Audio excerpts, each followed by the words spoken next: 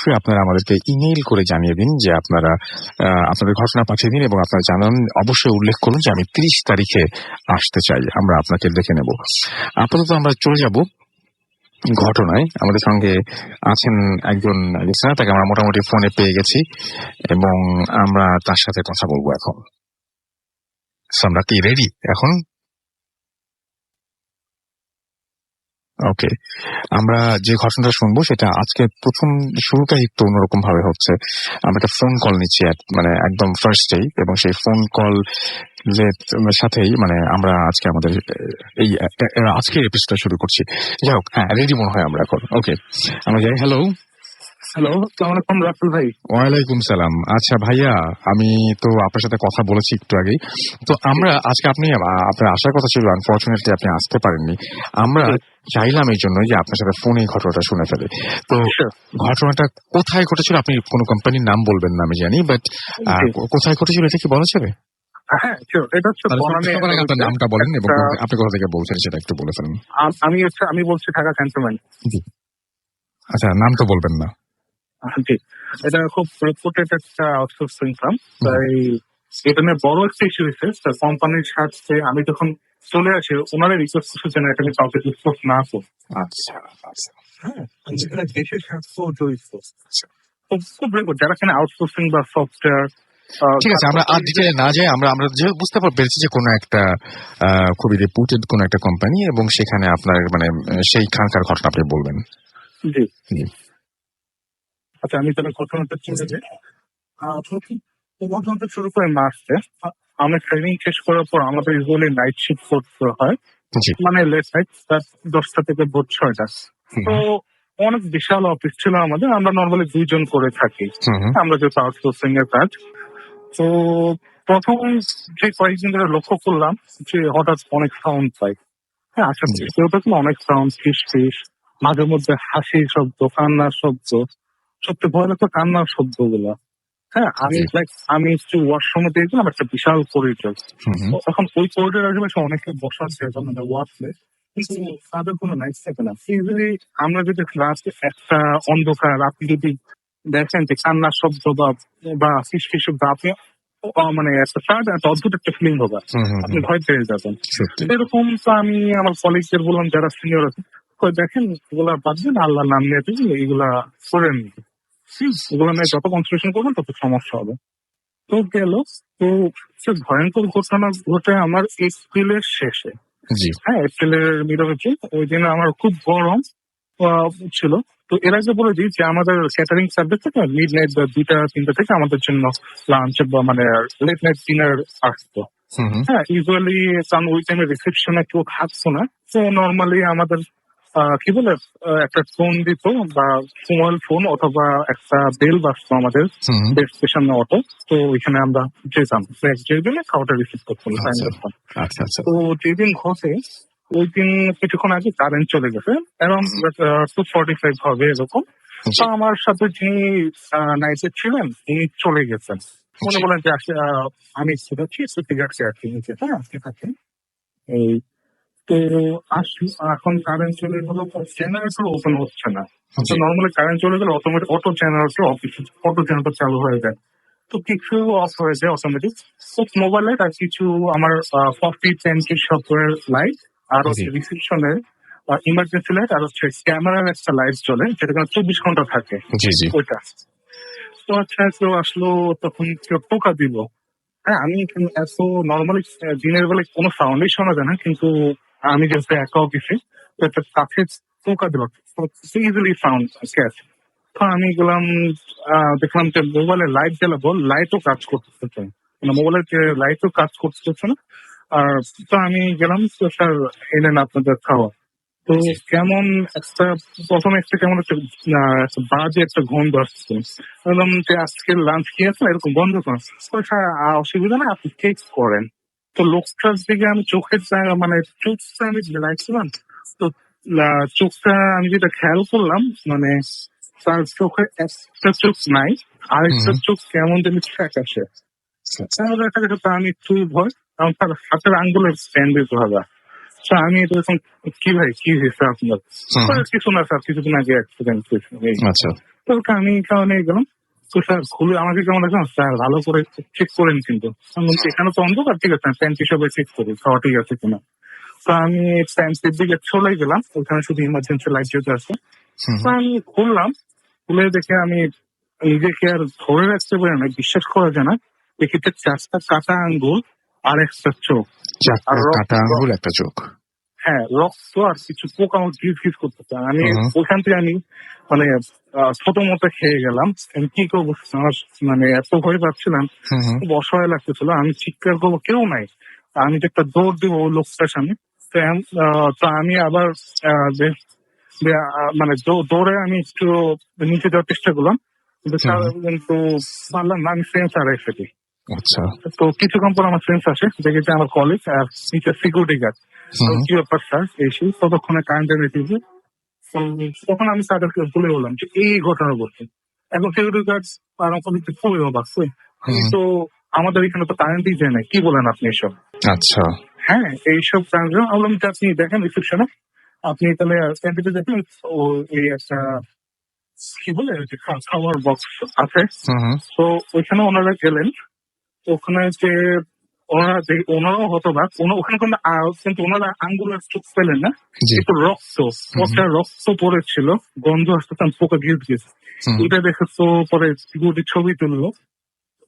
তারপরে দিন অফিস ম্যানেজমেন্টকে জানানো হলো যে এখন মতের বিষয় হচ্ছে ওইখানে মানে সিকিউরিটি চেক করা হয়। আমি প্রথমেই বলছি রেজিস্ট্রেশনে একটা ক্যামেরা থাকবে যে 24 ঘন্টা ওপেন থাকে, হ্যাঁ ওটা আলাদা।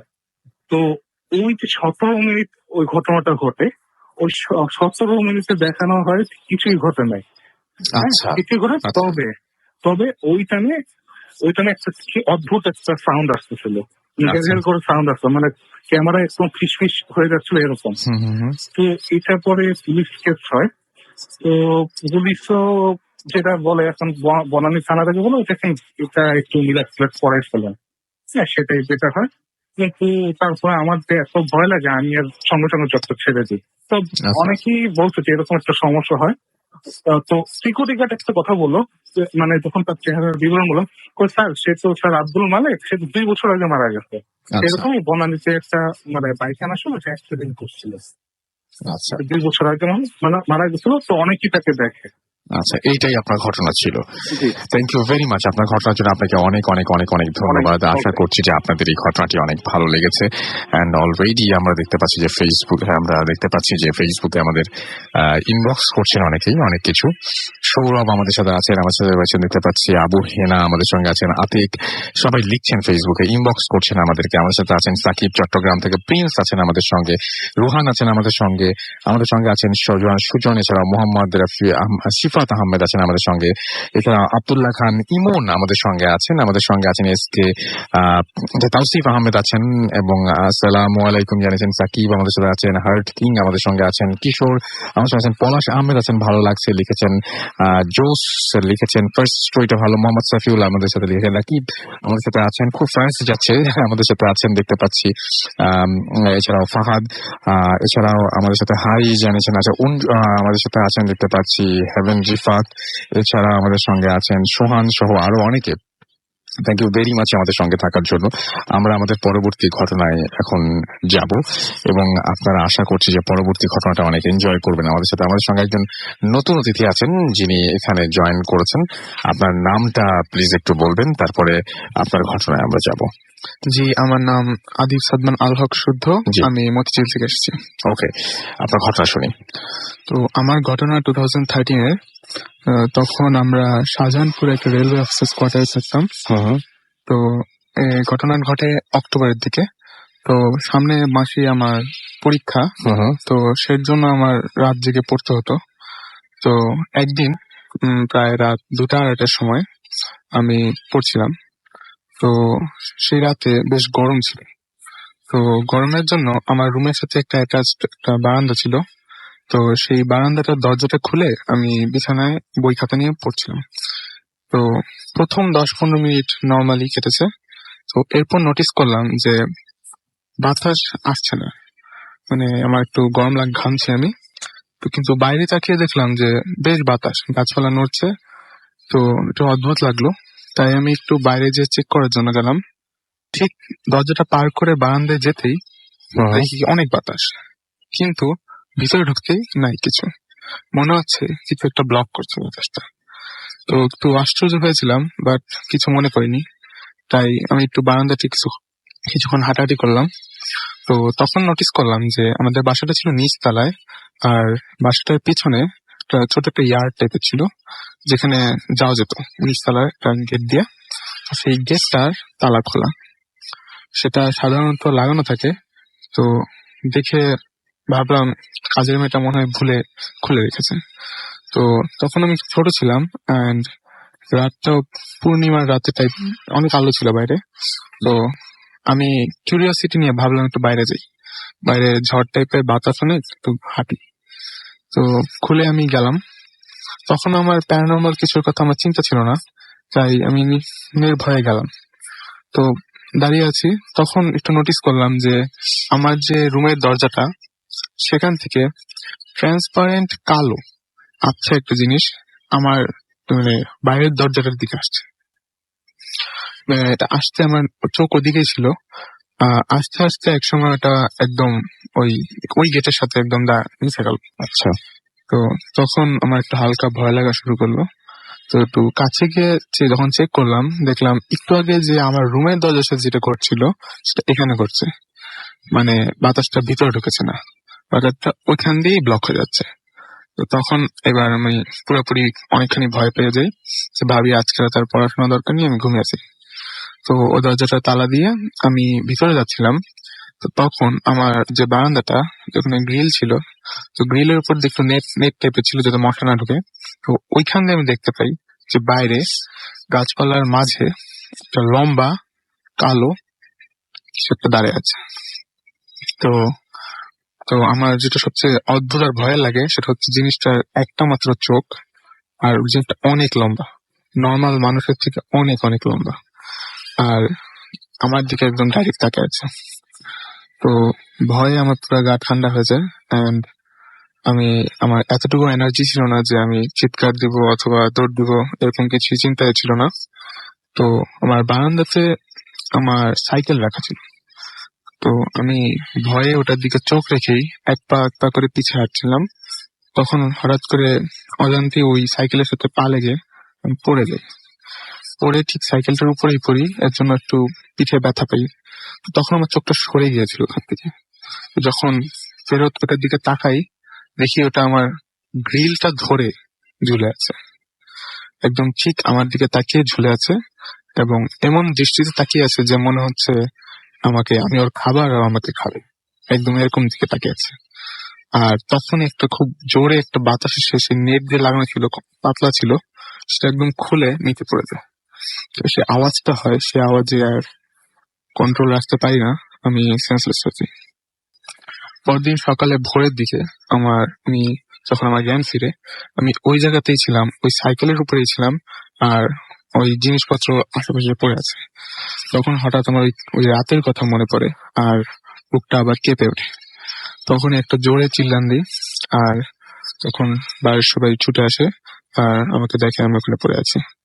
তো নিয়ে যখন আমাকে খাটে নিয়ে যায় আর কেমন জিজ্ঞেস করে কি হয়েছে, তখন আমি সব খুলে বলি, এবং তারপরে ওই পিঠে একটা খুব বড় একটা ক্ষত পাওয়া যায় আমার, খুব বড় একটা ক্ষত, যেটা ওই সাইকেল থেকে পাওয়ার আসলে কথা না, বাট তাও এটা ইগনোরই করা হয়, এবং বেশ কয়েকদিন ওটা হিল হতে সময় লেগেছে। আচ্ছা। তো বেশ কয়েকদিন পর যখন ওটা হিল হয়ে যায়, তখন আমাকে একটা হুজুর টাইপের একটা লোকের কাছে নিয়ে যাওয়া হয়, যে একটু দেখে দেয় যে কি হয়েছিল আসলে। সে এটার পুরোপুরি কোনো এক্সপ্লেনেশন দিতে পারে নাই। তো যাই হোক, ঘটনাটা এখানেই শেষ, বাট এর কিছু আফটার এফেক্টস রয়েছে, যেটা এখন আমি ভোগ করি। যেটা আমি রাতের ঠিক 2-3টার দিকে আমি ঘুম থেকে উঠে যাই আর বাইরে চলে যাওয়ার চেষ্টা করি। এটা স্লিপ ওয়াকিং না, ওই টাইপেরই, কিন্তু যে আমার ফুল সেন্স রয়েছে, বাট আমার মনে হয় যে বাইরে কেউ আমাকে একজন ডাকছে, কেউ একজন দাঁড়িয়ে আছে, আমার ওখানে যেতে হবে। কিন্তু আমি এটাও বুঝি যে এটা আমার জন্য বিপজ্জনক হতে পারে, ক্ষতিকর হতে পারে, বাট কেন জানি আমার ওখানে যদিও আমি জানি, তাও আমি আমার বডি মানতে চায় না, এবং অটোমেটিক সঙ্গে চলে যেতে ইচ্ছা করে। এরকম বেশ কয়েকবারই হয়েছে। এর জন্য বাসায় আমার জন্য রাতে তালাই মেরে রাখা হয়। আর আরো একটা কথা যে আমি এখন রাতের বেলা বারান্দা অথবা জানালা এসবের দিকে তাকাতে পারি না। সেই রাতের কথা মনে পড়েছে। সেই ছিল আমার ঘটনা। Thank you so much. আপনার ঘটনার জন্য আপনাকে অনেক অনেক অনেক অনেক ধন্যবাদ। আমরা পরবর্তী ঘটনায় যাব এবং আমরা যে ঘটনাটা এখন এই মুহূর্তে আমার সামনে আছে আমি দেখতে পাচ্ছি, এই ঘটনাটা খুব অদ্ভুত এবং এই ঘটনাটা এই ইমেইলটি পাঠিয়েছেন আমাদের একজন লিসনার, যিনি তার নামটা বলতে নিষেধ করেছেন এবং তিনি লিখেছেন যে এই ঘটনা তিনি শেয়ার করতে চান, যেটা তিনি রিসেন্টলি ফেস করেছেন। অ্যান্ড তিনি বলছেন যে ডোন্ট সে মাই নেম, আচ্ছা আমি বলবো না। অ্যান্ড তিনি বলছেন যে এটা স্টার্ট হয়েছিল ইন 2014 এবং তিনি বলছেন যে I had an affair with a girl, তার নাম ছিল সন্ধ্যা এবং তার অনেক কুল একটা কাপল ছিলেন। বাট একটা ব্যাপার সেটা হচ্ছে যে এইখানে শুধুমাত্র তখনই ব্যাপারটা অনেক ভালো হতো যদি তাদের দুজনের মধ্যেই সম্পর্কটা থাকতো। তারা তখন ছিল তারা মানে এই যে কাপলটা ছিল তাদের মানে এই যে সন্ধ্যা এবং যিনি আমাদেরকে ইমেইলটা লিখছেন, তারা 3rd গ্রেড থেকে একে অন্যকে চিনত এবং তারা বেস্ট ফ্রেন্ড ছিল। এরপরে একটা ব্যাপার হয় এবং আচ্ছা না, এটা সন্ধ্যার ব্যাপার তিনি বলছেন না, সন্ধ্যার সাথে তার সম্পর্ক ছিল, বাট তার একটা ফ্রেন্ড ছিল যাকে সে 3rd গ্রেড থেকে চিনি, তার খুব ভালো ফ্রেন্ড। এবং হঠাৎ করেই সে রিয়ালাইজ করতে পারলো যে সেই ফ্রেন্ডটা সে লাভস মানে যাকে যিনি লিখছেন তাকে। তো এটা জানার পরে তিনি যেটা করলেন সেটা যে খুবই মানে কি করবেন বুঝতে পারছিলেন না। একটা সম্পর্ক চলছে একজনের সাথে, সন্ধ্যা সাথে কেবল সম্পর্ক তৈরি হয়েছে, আবার এইদিকে সে অনেক ছোটবেলার ফ্রেন্ড, তাকেও অনেক পছন্দ করে।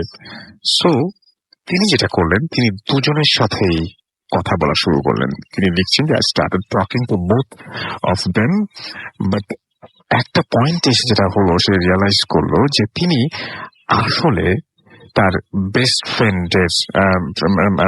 ফ্রেন্ডকে না, যে অন্য মেয়েটি অর্থাৎ সন্ধ্যাকেই তিনি পছন্দ করেন না, বরং তার বেস্ট ফ্রেন্ডকেই পছন্দ করেন। সো তিনি সন্ধ্যাকে ছেড়ে দিলেন এবং তার সাথে সম্পর্ক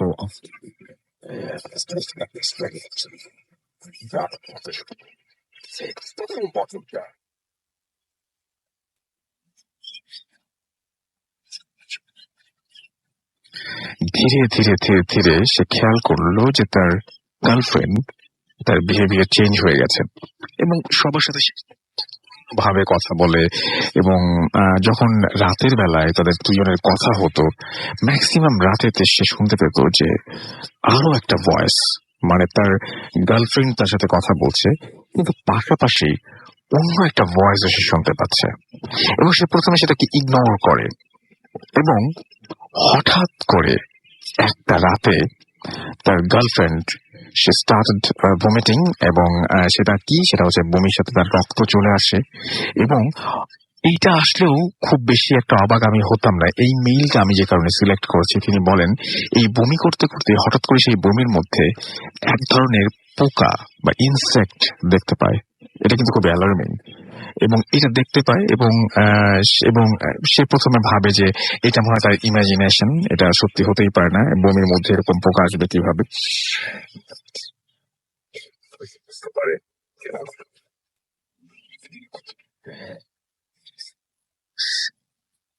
বমি করে এবং সেম জিনিস হয় এবং এটা আরো বেশি খারাপ ছিল এই দিনে। এবং এই সময় সে মোটামুটি মানে ভয় পেয়ে যায় এবং বুঝতে পারছে না যে মানে একই জিনিস রিপিটেডলি কেন ঘটছে, তার মাথায় আসছিল না। এবং সে তখন ডাক্তারের কাছে যায় এবং অনেকগুলো ডাক্তার দেখায়, বাট ডাক্তাররা কোনো ধরনের কোনো অসুখ বা এটা মানে কোনো বুঝতে পারছে বমিটা হচ্ছে, বাট কোনো ধরনের কোনো সাজেশন দিতে পারেনি বা কিছু মানে কোনোভাবে হেল্প করতে পারেনি ডক্টররা। তারপরে সে যেটা করে, সে একদম লাস্ট হোপ হিসেবে যায় একজন হুজুরের কাছে এবং হুজুর বলেন যে হ্যাঁ তুমি পজেসড এবং তোমার এই পজিশনটা এত বেশি পাওয়ারফুল পজিশনটা যে এটা আসলে কিওর করা খুব ঝামেলা। এগেইন সে তখন হুজুরের কাছে এবং এই সময় মানে সে দেখে যে সে চায় যে এই ব্যাপার থেকে বেরিয়ে আসতে এবং সে মোটামুটি চায় যে এই ঝামেলাটা শেষ করতে। তো হুজুর মোটামুটি একটা ব্যবস্থা করেন, সবকিছু ভালোই যাচ্ছিল। হঠাৎ করে আবারও একটা অদ্ভুত ঝামেলার সৃষ্টি হয়। আমাকে যিনি মেইলটি লিখছেন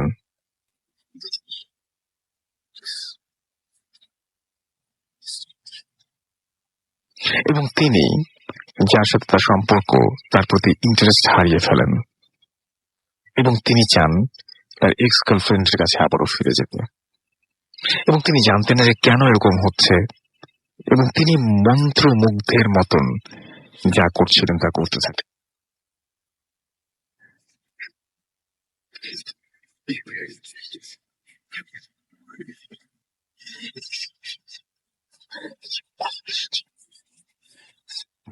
ভেসে ভেসে সব জায়গায় যাচ্ছেন এবং ঘুমের মধ্যে তিনি হঠাৎ করে এরকম এই অনুভূতি আরো বেশি হতো, তিনি আরো কোথাও ভাসছেন, এবং রাতের বেলা হঠাৎ মাঝরাত তিনি হঠাৎ করে জেগে উঠতেন এবং জেগে উঠে দেখতেন তার সমস্ত রুমটা ধোঁয়ায় ভরে গেছে। তিনি বুঝতে পারলেন যে তিনিও পজেসড, এবং তিনি রিয়েলাইজ করলেন তখন যখন তার দাদু তাকে প্রথম, যিনি হচ্ছে একজন হাজি, তিনি প্রথম তাকে বললেন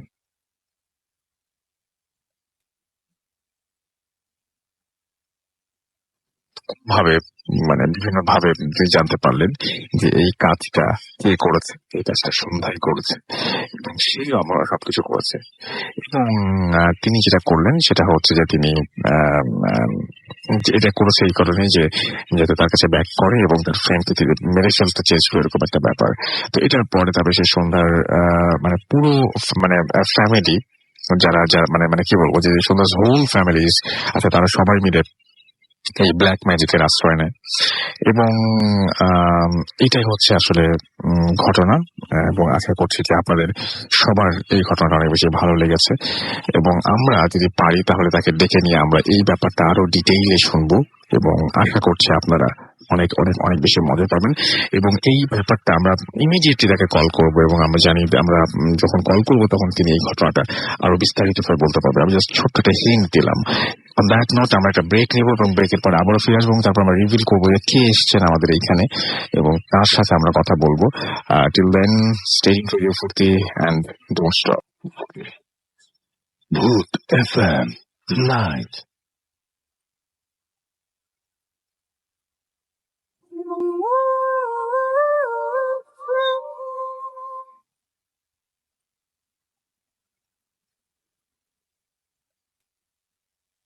শুনছেন সবসময় রেডিও ফুড 8.0 FM। আমি রাস্তাল আছি, সাথে আমার সাথে রয়েছে মাসুম এবং আজকের অতিথিরা, এবং আপনাদের সবাইকে আরো একবার স্বাগত জানাচ্ছি ভূত এফএমে। এবং আমি যেটা বলছিলাম যে আমি শুরুই করেছিলাম যে আমাদের এখানে একজন স্পেশাল একজন মানুষ রয়েছেন আমাদের আজকের এই এপিসোডটিতে, এবং তার কাছে আমরা যাবো। আপনাদের অনেকগুলো আমি দেখতে পাচ্ছি যে মেসেজ আসছে, কিন্তু আমরা এটা পড়তে পারছি না, কারণ হচ্ছে এত কিছুক্ষণের মতো আমরা পড়ে ফেলবো সেটা। আচ্ছা, এখন পারবো। ওকে, সো আমি দেখতে পাচ্ছি যে অনেকেই আমাদের লিখছেন এই মুহূর্তে। আমি দেখতে পাচ্ছি যে সাইমুল উৎস, তিনি যে হ্যালো ভাইয়া, আই লাভ ভূত এফএম আমাদের দেখতে পাচ্ছি। এছাড়াও সুহান আমাদের লিখেছেন যে আমি আছি ভাই। সাদমান আহমেদ গুঞ্জন আমাদের সঙ্গে আছেন, তিনিও আছেন আমাদের সঙ্গে। এছাড়া আমাদের সঙ্গে আছেন এমডি নাইমুল ইসলাম আশা, এছাড়াও এমডি ইব্রাহিম খলিল আমাদের সঙ্গে আছেন, বাপ্পি বর্মন আমাদের সঙ্গে আছেন, আমাদের সঙ্গে আছেন ইমরান হোসেন, এছাড়া আমাদের সাথে আছেন সাকিব আহমেদ রাজ, এছাড়াও স্বপন মোল্লা আমাদের সঙ্গে আছেন, আমাদের সঙ্গে রয়েছেন মোহাম্মদ মিশু, এছাড়াও আমাদের সঙ্গে আছেন এমডি আতিক শাহরিয়ার আকাশ, ইনোসেন্ট বয় রিয়াজ আমাদের সঙ্গে আছেন নোয়াখালী থেকে। এছাড়া আমাদের সঙ্গে আছেন শামীম আশরাফ, এবং তিনি বলছেন যে ভূত এফএম তার কমেন্ট পড়া হয় না, আজকে তো পড়ে ফেললাম।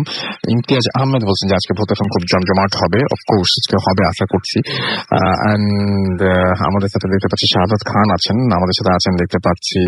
এছাড়াও আমাদের সঙ্গে আছেন সাজ্জাদ ইসলাম সহ আরো অনেকে।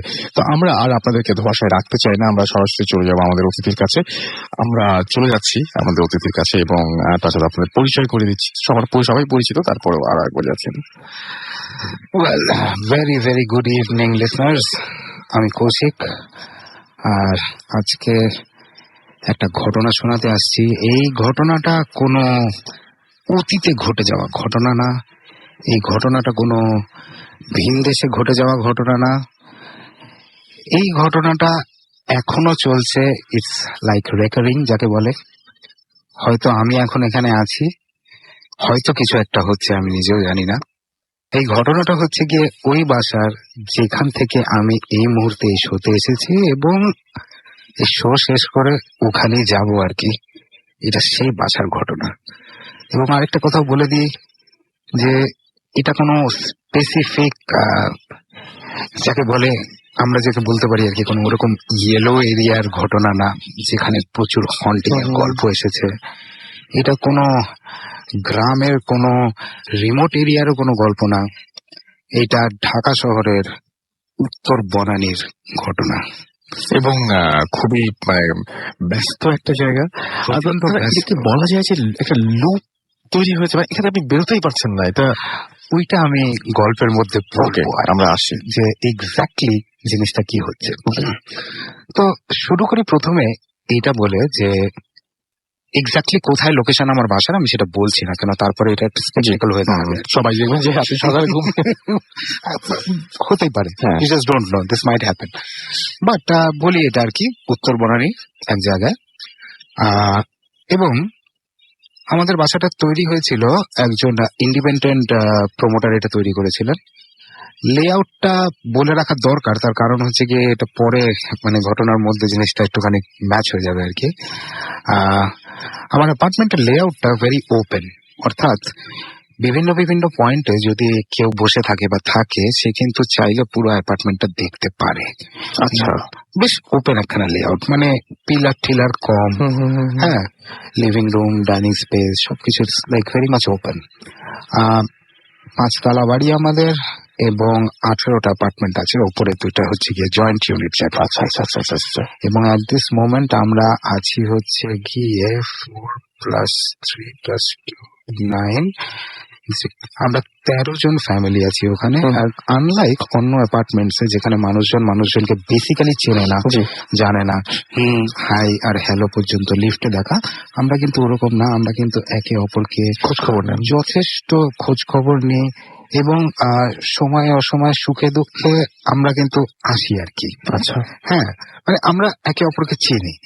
হ্যাঁ, সো পিকনিক যাই না একসাথে, এটাই আর কি। তো এখন আমি এই বাসাতে 2007 থেকে আছি, অলমোস্ট 10 years হয়ে গেল। এন্ড ফ্র্যাঙ্কলি স্পিকিং 2013 পর্যন্ত it was just fine, everything was fine, সব কিছু ঠিকঠাক ছিল। 2013-তে 2টা ঘটনা ঘটলো। আচ্ছা, একটা হচ্ছে কি, আমাদের অপোজিটে একখানা ডুপ্লেক্স বাসা ছিল, সেই বাসাটা ভেঙে ওখানে এখন একটা ট্রিপ্লেক্স, একটা আলিশান বাসা তৈরি হয়েছে। ওইটা তৈরি হওয়া শুরু হলো তখন। এবং আমাদের বাসার সামনে একখানা খুব সুন্দর একখানা বিশাল একটা গাছ ছিল, যেটা আপনি আগেও বলেছেন। বলেছি আগে, খুব সুন্দর একটা গাছ ছিল। সেই গাছটা হঠাৎ মরে গেল। হ্যাঁ, হঠাৎ মরে গেল। মানে কাটেনি কেউ এরকম কোনো কিছু না? অ্যাবসলিউটলি নট, এখানে কোনো কাটাকাটির কোনো ব্যাপার নেই। এবং বেস্ট জিনিসটা হচ্ছে গিয়ে যে সব গাছে কাক বসে, এইখানে তোতা পাখি মানে কি প্যারট, আপনি বলেছেন প্যারটরা এখানে বসতো। হঠাৎ এই গাছটা মারা গেল। গাছটা আবার একটু জীবিত হয়েছে অফ লেট। এই 2টা ঘটনা ঘটলো। এবং তারপরে আমি মনে আছে তোমাকে আমি বলেছিলাম ওই জিনিসটা যে 2013-তেই সামটাইম, মানে তোমার আর আমার একজন চেনা কমন ফ্রেন্ড আছে আর কি, তার ওয়াইফ ফার্স্ট টাইম দেখে যে আমার ওয়ার্ক স্টেশনে একটা কালো কি ঘোরাঘুরি করছে। এবং শুরুটা সেখান থেকে হয়। এরপরে প্রচুর স্পোরাডিক ইনসিডেন্টস ঘটেছে, প্রচুর। ইউজুয়ালি গেস্টরা যারা আসতো তারা কিছু না কিছু একটা দেখেছে, কিছু না কিছু একটা ফিল করেছে। বিলিভ মি, আমি কাউকে কোনো সময় পাত্তা দিই না এটা নিয়ে, বিকজ আমি এতদিন এখানে থেকে আসছি, এখানে কিচ্ছু হয়নি, সো এভরিথিং ইজ ফাইন। এবং সেই ফাইন বলেই আমি যাচ্ছি। কিন্তু আমার জীবনে আপস অ্যান্ড ডাউনস কিন্তু প্রচুর হচ্ছে, এগুলো তুমি সবই জানো। আমি সবই জানি। হ্যাঁ, more downs less of up, but প্রচন্ড ভাবে হচ্ছে এগুলো সবকিছু। পরে আমি আসছি জায়গাটার মধ্যে আসল জিনিসটা আর কি। মানে আপস অ্যান্ড ডাউনস গুলোর মধ্যে যেটা হয় কি, মাঝে মধ্যে মনে হয় যে I should just leave this place, go somewhere else, কিন্তু তারপরে আর হয়ে উঠছে না কিছু একটা ভাবে, জানি না। তখন একটা ডাউন টাইম আসে, মনে হয় না না না একটা শিফটিং এও তো একটা খরচা আছে, তাই না? তো না না না না এগুলো কিছু করার দরকার নেই, তাই তবে অ্যাকচুয়ালি জিনিসপত্র একটুখানি শুরু হয় যদি বলা যায় লাস্ট ইয়ারের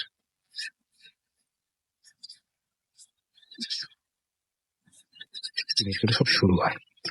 আমার বেডরুমে একটা পেন্টিং আছে, আর মাইন্ড ইউ লিসনার্স, এই পেন্টিংটা কিন্তু কোনো মানুষের পেন্টিং না, এটা কোনো সিনারি, এটা কিছু কোনো অ্যানিমাল কিছুই না।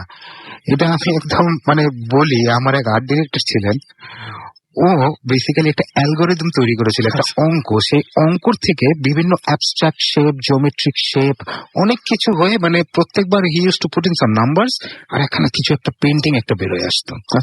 হ্যাঁ, অবভিয়াসলি এই পেন্টিং গুলো কেউ কিনতো না, তাই ঘুরে ফিরে এই পেন্টিং গুলোকে মানে কাপড়ে প্রিন্ট করে বাধায় বোধায় রাখা হয়েছে। এবং যে জায়গাটা পেন্টিংটা ঝোলানো, সেখানে আগে বক্স উইন্ডো এসি যেটা থাকে না, উইন্ডো এসির জন্য ভাঙা বক্স ছিল। তারপরে ওই স্প্লিট লাগানোর পরে যেটা হয়, ইট দেওয়া হয় ওখানে।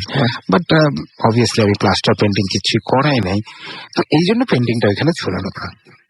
এবং মাইন্ড ইউ, আমার 2012-এ বিয়ে হয়, তারপরে আমি তার আগে থেকে ওই বাসায় আছি আর কি।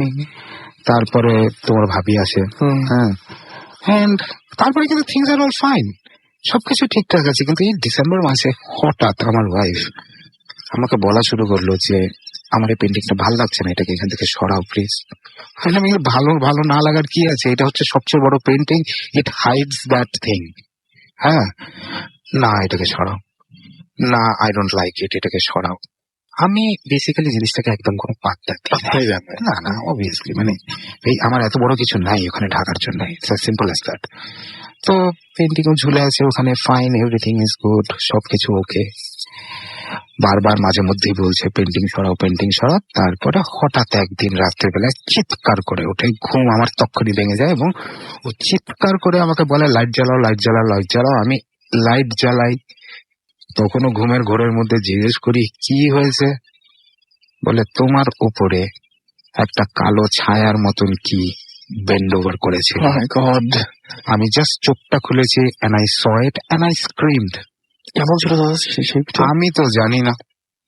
এখন লিফট চালু করো, তাহলে তোমার ভাবিকে নিয়ে আসতে পারি এখানে, ও অনেক সুন্দর গুছায় কথা বলতে পারে। আমি যেমন এদিক ওদিক সেদিক চলে যাই কথা বলতে বলতে, ও কিন্তু অনেক গুছায় কথা বলতে পারে, অনেক সাসেপ্টেবল টু দিস থিংস। ওনাকে বললে আসবেন উনি?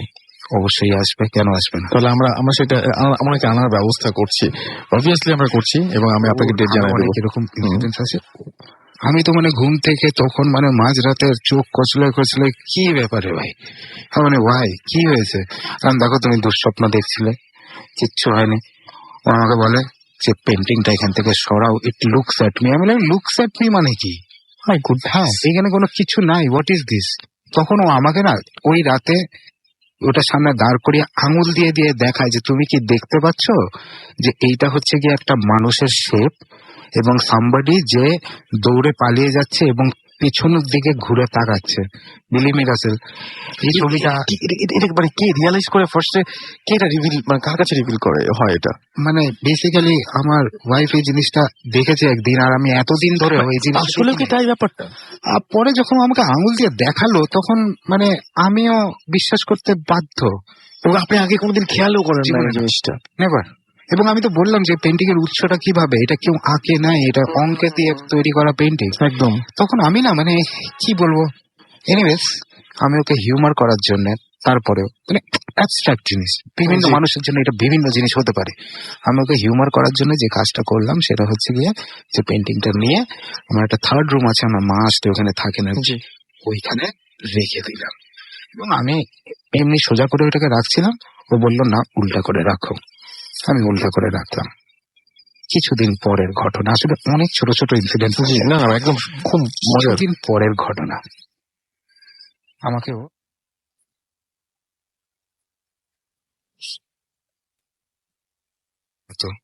আমি তো ওখানে যাইও নাই, বলে পেন্টিংটা উল্টা মানে সোজা হয়ে গেছে আর কি, আমি উল্টা করে রাখছিলাম, সেটা সোজা হয়ে গেছে। বললাম না, নট এট অল, বলে I am not going into this room until you come home. আমি সেদিন একটু আগে আগে অফিস থেকে চলে আসলাম, এসে পেন্টিংটাকে রাসেল, আমি পেন্টিংটাকে আবার যখন উল্টা করব, আমি দেয়ালে দেখি একটা হাতের ছাপ, এবং অদ্ভুত একটা হাতের ছাপ। এই ছবিটা তোলা আছে, আমি আজকে আনতে পারি না বিকজ এই আইফোনের কোন ব্যাকআপের মধ্যে এটা পড়ে গেছে আমি জানি না। আজকে আমি এত রাত পর্যন্ত আছি বিকজ অফ দ্য ফ্যাক্ট যে তোমার ভাবি বাপের বাড়িতে আছে। আই নো শি, হ্যাঁ, না হলে আমি ওকে রাতের বেলা একা ছাড়ি না বাসায়, একদম না। তো আমি যেটা দেখলাম রাসেল, বুঝছো, তিনটা আঙুল, একটা থাম্ব, ঠিক আমি যেভাবে তোমাকে আমি দেখতে পাচ্ছি, এবং একটা আঙুল ভাঁজ করা। হ্যাঁ, এবং এই মাঝখানে যে ইন্ডেক্স ফিঙ্গারটা আছে এটা বেশ লম্বা এবং একটা প্রপার ছাপ।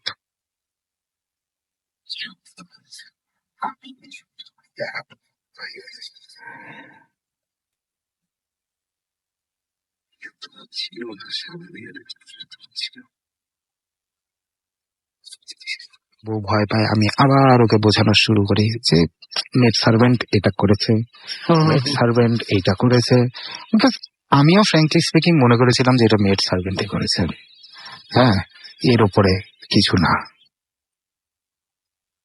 তারপরে এটাকে আমি জানি না কাকতালীয় বলবো না কি, কয়েকদিন পরে আমি সকালবেলা ঘুম থেকে উঠি, আমার পা জ্বালা করতেছে রীতিমতো পায়ে, এবং এখানে পাওয়া যায় 3টা কাটের দাগ আমার পায়ের উপরে, নখেরই দাগ। আমি খেলি না, আমি ছাপাই না, আমি লাফাই না, আমি কিচ্ছু করি না। এবং আপনি শুয়েছিলেন যখন আপনি সুস্থ হবেই। একদম। এটা যে আমার কখন হয়েছে, এটা যে আমার কি হয়েছে আমি জানি না, বাট এটা আগেন আমার ওয়াইফে নোটিস করেছে জিনিসটা। তারপরেও আই ডিডন্ট অ্যাকচুয়ালি, আমি এত সিরিয়াসলি কিছু। আপনি ভাবিকে জাস্ট সাহস দেওয়ার জন্য বলছিলেন নাকি আপনি মনে মনে আপনি এখানে বুঝতে পারছেন? ঠিক আছে, হ্যাঁ, সাহস দেওয়ার জন্য বলছিলাম, হ্যাঁ, এবং আমি জানি শি ইজ নট লিসনিং আজকে, এই জন্যই বলছি যে সাহস দেওয়ার জন্য কিছুটা বলেছি, এবং কিছুটা একটা স্কেপটিক্যাল আমি ছিলাম। আমারও তাই মনে হচ্ছে, কিন্তু মানে থাকে না একটা জিনিস, আমার সাথে এসব হয় না, তো আমি একটু স্কেপটিক্যালও ছিলাম। আমার তাই মনে হচ্ছে যে এইগুলা কি। আর তারপরে একজন মানুষ একা সবসময় বেশিক্ষণ থাকে এই বাসায়, তো তাকে তো একটু সাহস জোগানোর দরকার। একদম। আমি যদি এখন বসে বসে এখানে ভয়ের গল্প শোনানো শুরু করি, বলতে আমরা প্রচুর হরার মুভি দেখি, একদম সম্ভব না, সব কিছু করি আমরা, কিন্তু বাট স্টিল, ইনফ্যাক্ট আমরা তো তোমার শো শুনি মাঝে মধ্যে, মানে recorded version, speak about it, but still অনেকে আপলোড করে খুশি হয়ে, I guess they are our fans, we should always give out a shout for them. তো এইগুলো কিন্তু মাঝে মধ্যে আমরা শুনিও বসে বসে, পুরানো জিনিসপত্র। তো এরপর থেকে অ্যাকচুয়ালি, মানে এই আমার কাটা ঠাটা সব বাদ দিলাম আমি, এরপর থেকে অ্যাকচুয়ালি ঘটনাগুলো শুরু হয়। আমরা জিনিসপত্র দেখা শুরু করি, দেখতে শুরু করেন না। আমরা মানে এখানে 3 জন আছি, আমার মেড সার্ভেন্ট আছে, ফার্স্ট ইনসিডেন্ট ওর সাথে ঘটে, নাম্বার 2 হচ্ছে গিয়ে আমার ওয়াইফ, আর নাম্বার 3 লাস্টে আমি। আমার ঘটনায় তো আমি একদম লাস্টে আসবো, কেন ওর পরে তো আসল ঘটনাটা একদম ফ্লো। তো যেটা হয় হচ্ছে কি, যে আমার মেড সার্ভেন্ট বলে আমাকে একটু ভয় পায়, এবং ইটস গুড, এবং ওদের কমিউনিকেশনটা হচ্ছে গিয়ে সবসময় আমার ওয়াইফের থ্রুতে আর কি, মানে আপা ভাইয়ারে বলেন না ঘরের থেকে বেরোইতে, কেন আমি আমার ফ্যান ছাড়া এক মুহূর্ত থাকতে পারি না, ঘর ঝাড়ু দেয় এবং মোছে আমি যতক্ষণ বেরোয় থাকি আর কি। হ্যাঁ, মানে don't consider me two be a টাইরেন্ট, একদমই না, ওই রকম আর কি, যে ফ্যান বন্ধ করবে, আমি বেরোয় যাই, ও ঘর ঝাড়ু দিয়ে তারপরে মুছে টুছে ফেলে ঠেলে সবকিছু, আর সব কমিউনিকেশন হচ্ছে গিয়ে থ্রু মাই ওয়াইফ আর কি, আপা ভাইয়ারে বলেন না একটু বেরোয় আসতে। হ্যাঁ, আর ইউজুয়ালি তো আমি থাকি না যে সময় ওরা আসে, সো ওই দ্য ভেরি ফিউ ডেজ আর কি। তো এরকম একটা, এবং উইকডে গোটা 5টা 5:30টার দিকে মনে হয়, আর মেড সার্ভেন্ট এসে আমার বউকে বলে যে আপা ভাইয়ারে বলেন না একটু বাইরে আসতে।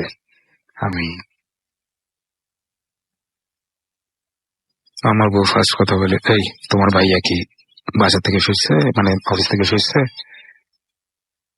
বলে হ্যাঁ, সবাই এখন দেখতেছি কতক্ষণ ধরে ঘরে বসে বসে কাজ করতেছে, আর আপনি কি বলেন?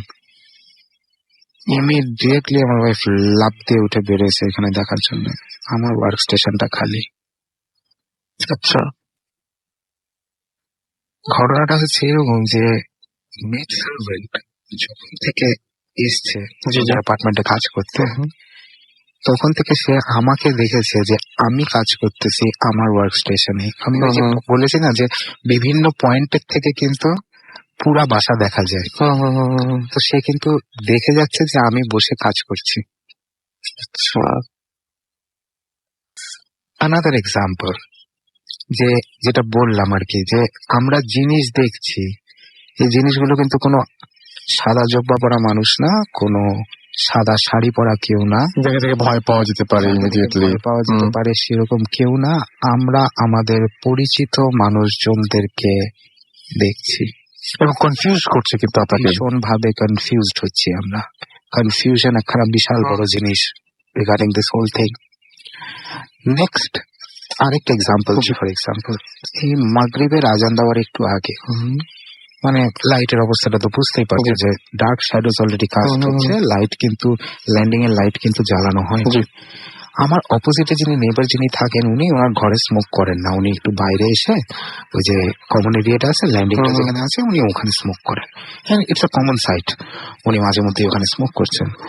তো আমার যে ইমিডিয়েটলি ছোট যে শালিটা সেদিন আসছে, আমার বউ আর শালি দুজন মিলে শপিং করতে যাবে কোথাও একটা। আচ্ছা, অ্যান্ড যেটা হয় ইজ নিচে থেকে ফোন করেছে যে আপনি আমি আসছি, তুমি নামো। ও দরজা খুলছে, খুলে দেখে আমার নেইবার ওইখানে, হ্যাঁ, just coming out of his door. তো আমার ওয়াইফ সালাম দিছে, এন্ড দিতে দিতে জাস্ট একটু চোখটা ঘুরেছে ইয়ে করার জন্য, মানে চাবিটা লাগানোর জন্য। খুলে দেখে উনি নাই, এবং চোখের সামনে নিমিষের চোখের মধ্যে সামনে উনি নাই। And mind you, এই কিন্তু কোনো again জুব্বা পরা কোনো মানুষ না, একদম নরমাল এবং পরিচিত মানুষ, কেউ না, পরিচিত মানুষ। চোখের ভুল, যেটাকে আমরা সবসময় বলে যাচ্ছি। আমি কিন্তু তখনো পর্যন্ত বলছি এটা চোখের ভুল। ভুল দেখছো হয়তো, আমি কিভাবে থাকবো? হ্যাঁ, ভুল দেখছো হয়তো, উনি মানে শিওর হয়তো তাড়াতাড়ি করে ঢুকে গেছে বলে কোনো দরজার আওয়াজ নাই। আপনি হয়তো বুঝেছেন যে সবসময় দেখে আমাকে, হয়তো ভেবেছে যে আছি আমি, এরকম কিছু একটা হবে হয়তো। আমি কিন্তু সবসময় এইসব জিনিসপত্র বুঝে যাচ্ছি, হ্যাঁ, বাট মাইন্ড ইউ আমি কিন্তু আস্তে আস্তে একটু একটু করে কিন্তু আপনি ভাঙতে শুরু করেছেন, একটু ভাঙাটা শুরু হচ্ছে আস্তে ধীরে। হ্যাঁ, নেক্সট আসলে এত এত ঘটনা আছে না, যেমন ফর এক্সাম্পল লাইটের কথা বলি। আমার বাসায় কোনো লাইট 5 দিনের বেশি বা 6 দিনের বেশি তার আয়ু নাই।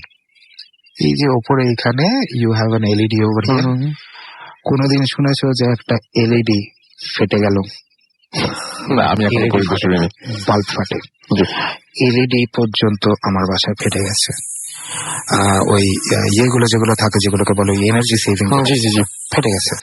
এখন তাহলে তো Rasel you can always tell me one thing, যে তাহলে দাদা আপনি ওয়ারিং চেঞ্জ করেন নাই কেন? আমি এই কথাটা জীবনে বলতাম না ওয়ারিং না চেঞ্জ করে। Best of the best Finolex এর তার পর্যন্ত ইউজ করা হয়েছে। প্রত্যেকটা ব্রেকার, মানে সিমেন্স এর ব্রেকার লাগিয়েছি আমি। Everything has been changed. আয়ু 5 থেকে 6 দিন ম্যাক্সিমাম। এটা তো অসহ্যকর একটা পরিস্থিতি। এক্স্যাক্টলি, তার কারণ হচ্ছে গিয়ে অন্ধকার চাচ্ছে সবসময়, চাচ্ছে যে আমি সবসময় অন্ধকারে থাকি। এই যে আমি আজকে লাইট লাগালাম, অন করলাম, ঠাস ফেটে গেল কালকে। এখন আমি বেসিক্যালি না স্পটলাইট গুলো, যেমন তোমাদের এখানে স্টুডিওতে আছে, আমি এরকম স্পটলাইট দিয়ে চালাই। সবচেয়ে চিপেস্ট যে লাইট গুলো পাওয়া যায় না, 20 টাকার লাইট গুলো, আমি না প্যাকেট কিনে রাখি, কাটে আমি লাগাই ফেলি। আমি স্পটলাইট দিয়ে আজকে চালাই। এবং আপনি যেটা বললেন, এটা যদি লাইনে প্রবলেম থাকে, যে কোনো মিস্ত্রি এসে কিন্তু প্রথমেই ধরে ফেলবেন, ইলেকট্রিশিয়ান এসে ধরে ফেলবেন যে আচ্ছা এইখানে প্রবলেম, বা এই কারণে হচ্ছে। কেউ ধরার আগে লাইন চেঞ্জ করা হয়েছে সবকিছু, every wiring has been change. Circuit breaker আপনি বলছিলেন যে সার্কিট ব্রেকার চেঞ্জ করেছি, একদম, মানে আর কি করবেন, আর তো কিছু করার নাই, আর কিছু করার নেই। হ্যাঁ, সেটাই, অ্যাবসলিউটলি না। ঠিক আছে, মানলাম আগের তার হয়তো ভালো ছিল না, বাট আমি কিন্তু চেঞ্জ করে ফেলেছেন। হ্যাঁ, this is one of the best আর কি। তারপরে মানে কেউ যেন চায় যে একটু আলো আধারি অন্ধকার যেন এখানে থাকে, so that somebody can move in the shadows. একদম, আমার কাছে এটা অদ্ভুত লেগেছে। কিন্তু আমরা একটা ছোট্ট বিরতি নিব এবং তারপরে বাকি অংশটুকু শুনবো, তাহলে লম্বা সময় ধরে শুনতে পারবো। আমরা ছোট্ট বিরতি যাচ্ছি, বিরতির পরে আবারও ফিরে আসছি বাকিও ঘটনা শুনতে। কোনো কথা বলছি না এর মাঝখানে এবং কোনো কথা হবে না। Stay tuned to Furti and don't stop the Furti. Bhoot FM, the night comes alive with Graminphone.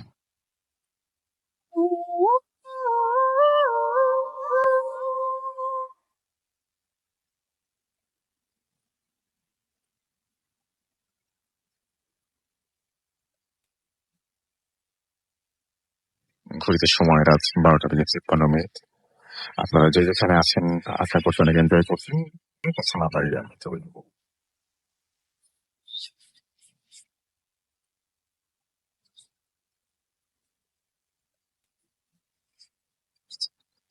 Light কাটতে কাটতে, লাইট লাগাতে লাগাতে আমি মোটামুটি ফুতুল হয়ে গেছি। আর এখন যেটা বললাম আর কি, স্পটলাইট জি। একদম চিপ লাইট নিয়ে আমি ঘুরি। লাইট কাটবে আমি লাইট লাগাই, কিছু করার নেই। তারপর নেক্সট শুরু হলো টিভি। কথা নেই বার্তা নেই, টিভি অন হয়ে যায় একা একাই। হাতে একা। ঠিক আছে, আমি সেটাও মানতে রাজি ছিলাম যে যতই হোক এটা ইনফ্রারেড, তো রিমোট ইজ ইনফ্রারেড, হতে পারে রিমোটের উপরে কিছু একটা পড়েছে।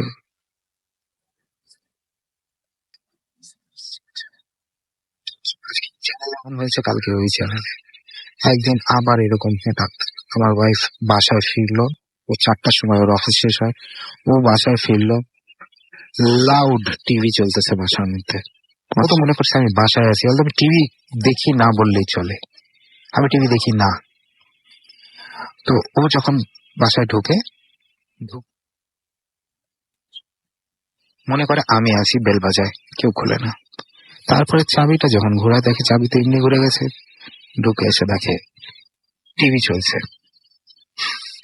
ভয়ঙ্কর কিন্তু ব্যাপার। এবং ওই যে কি HK সামথিং একটা হংকং এর একটা চ্যানেল, বুঝতে পেরেছি। হ্যাঁ, ওটা চলছে। এইচকে তার মানে তারপরে মানে মনে হয় ডাব্লিউ টাইপের কিছু একটা আছে। হংকং এর চ্যানেলটা হ্যাঁ। ওটা চলছে।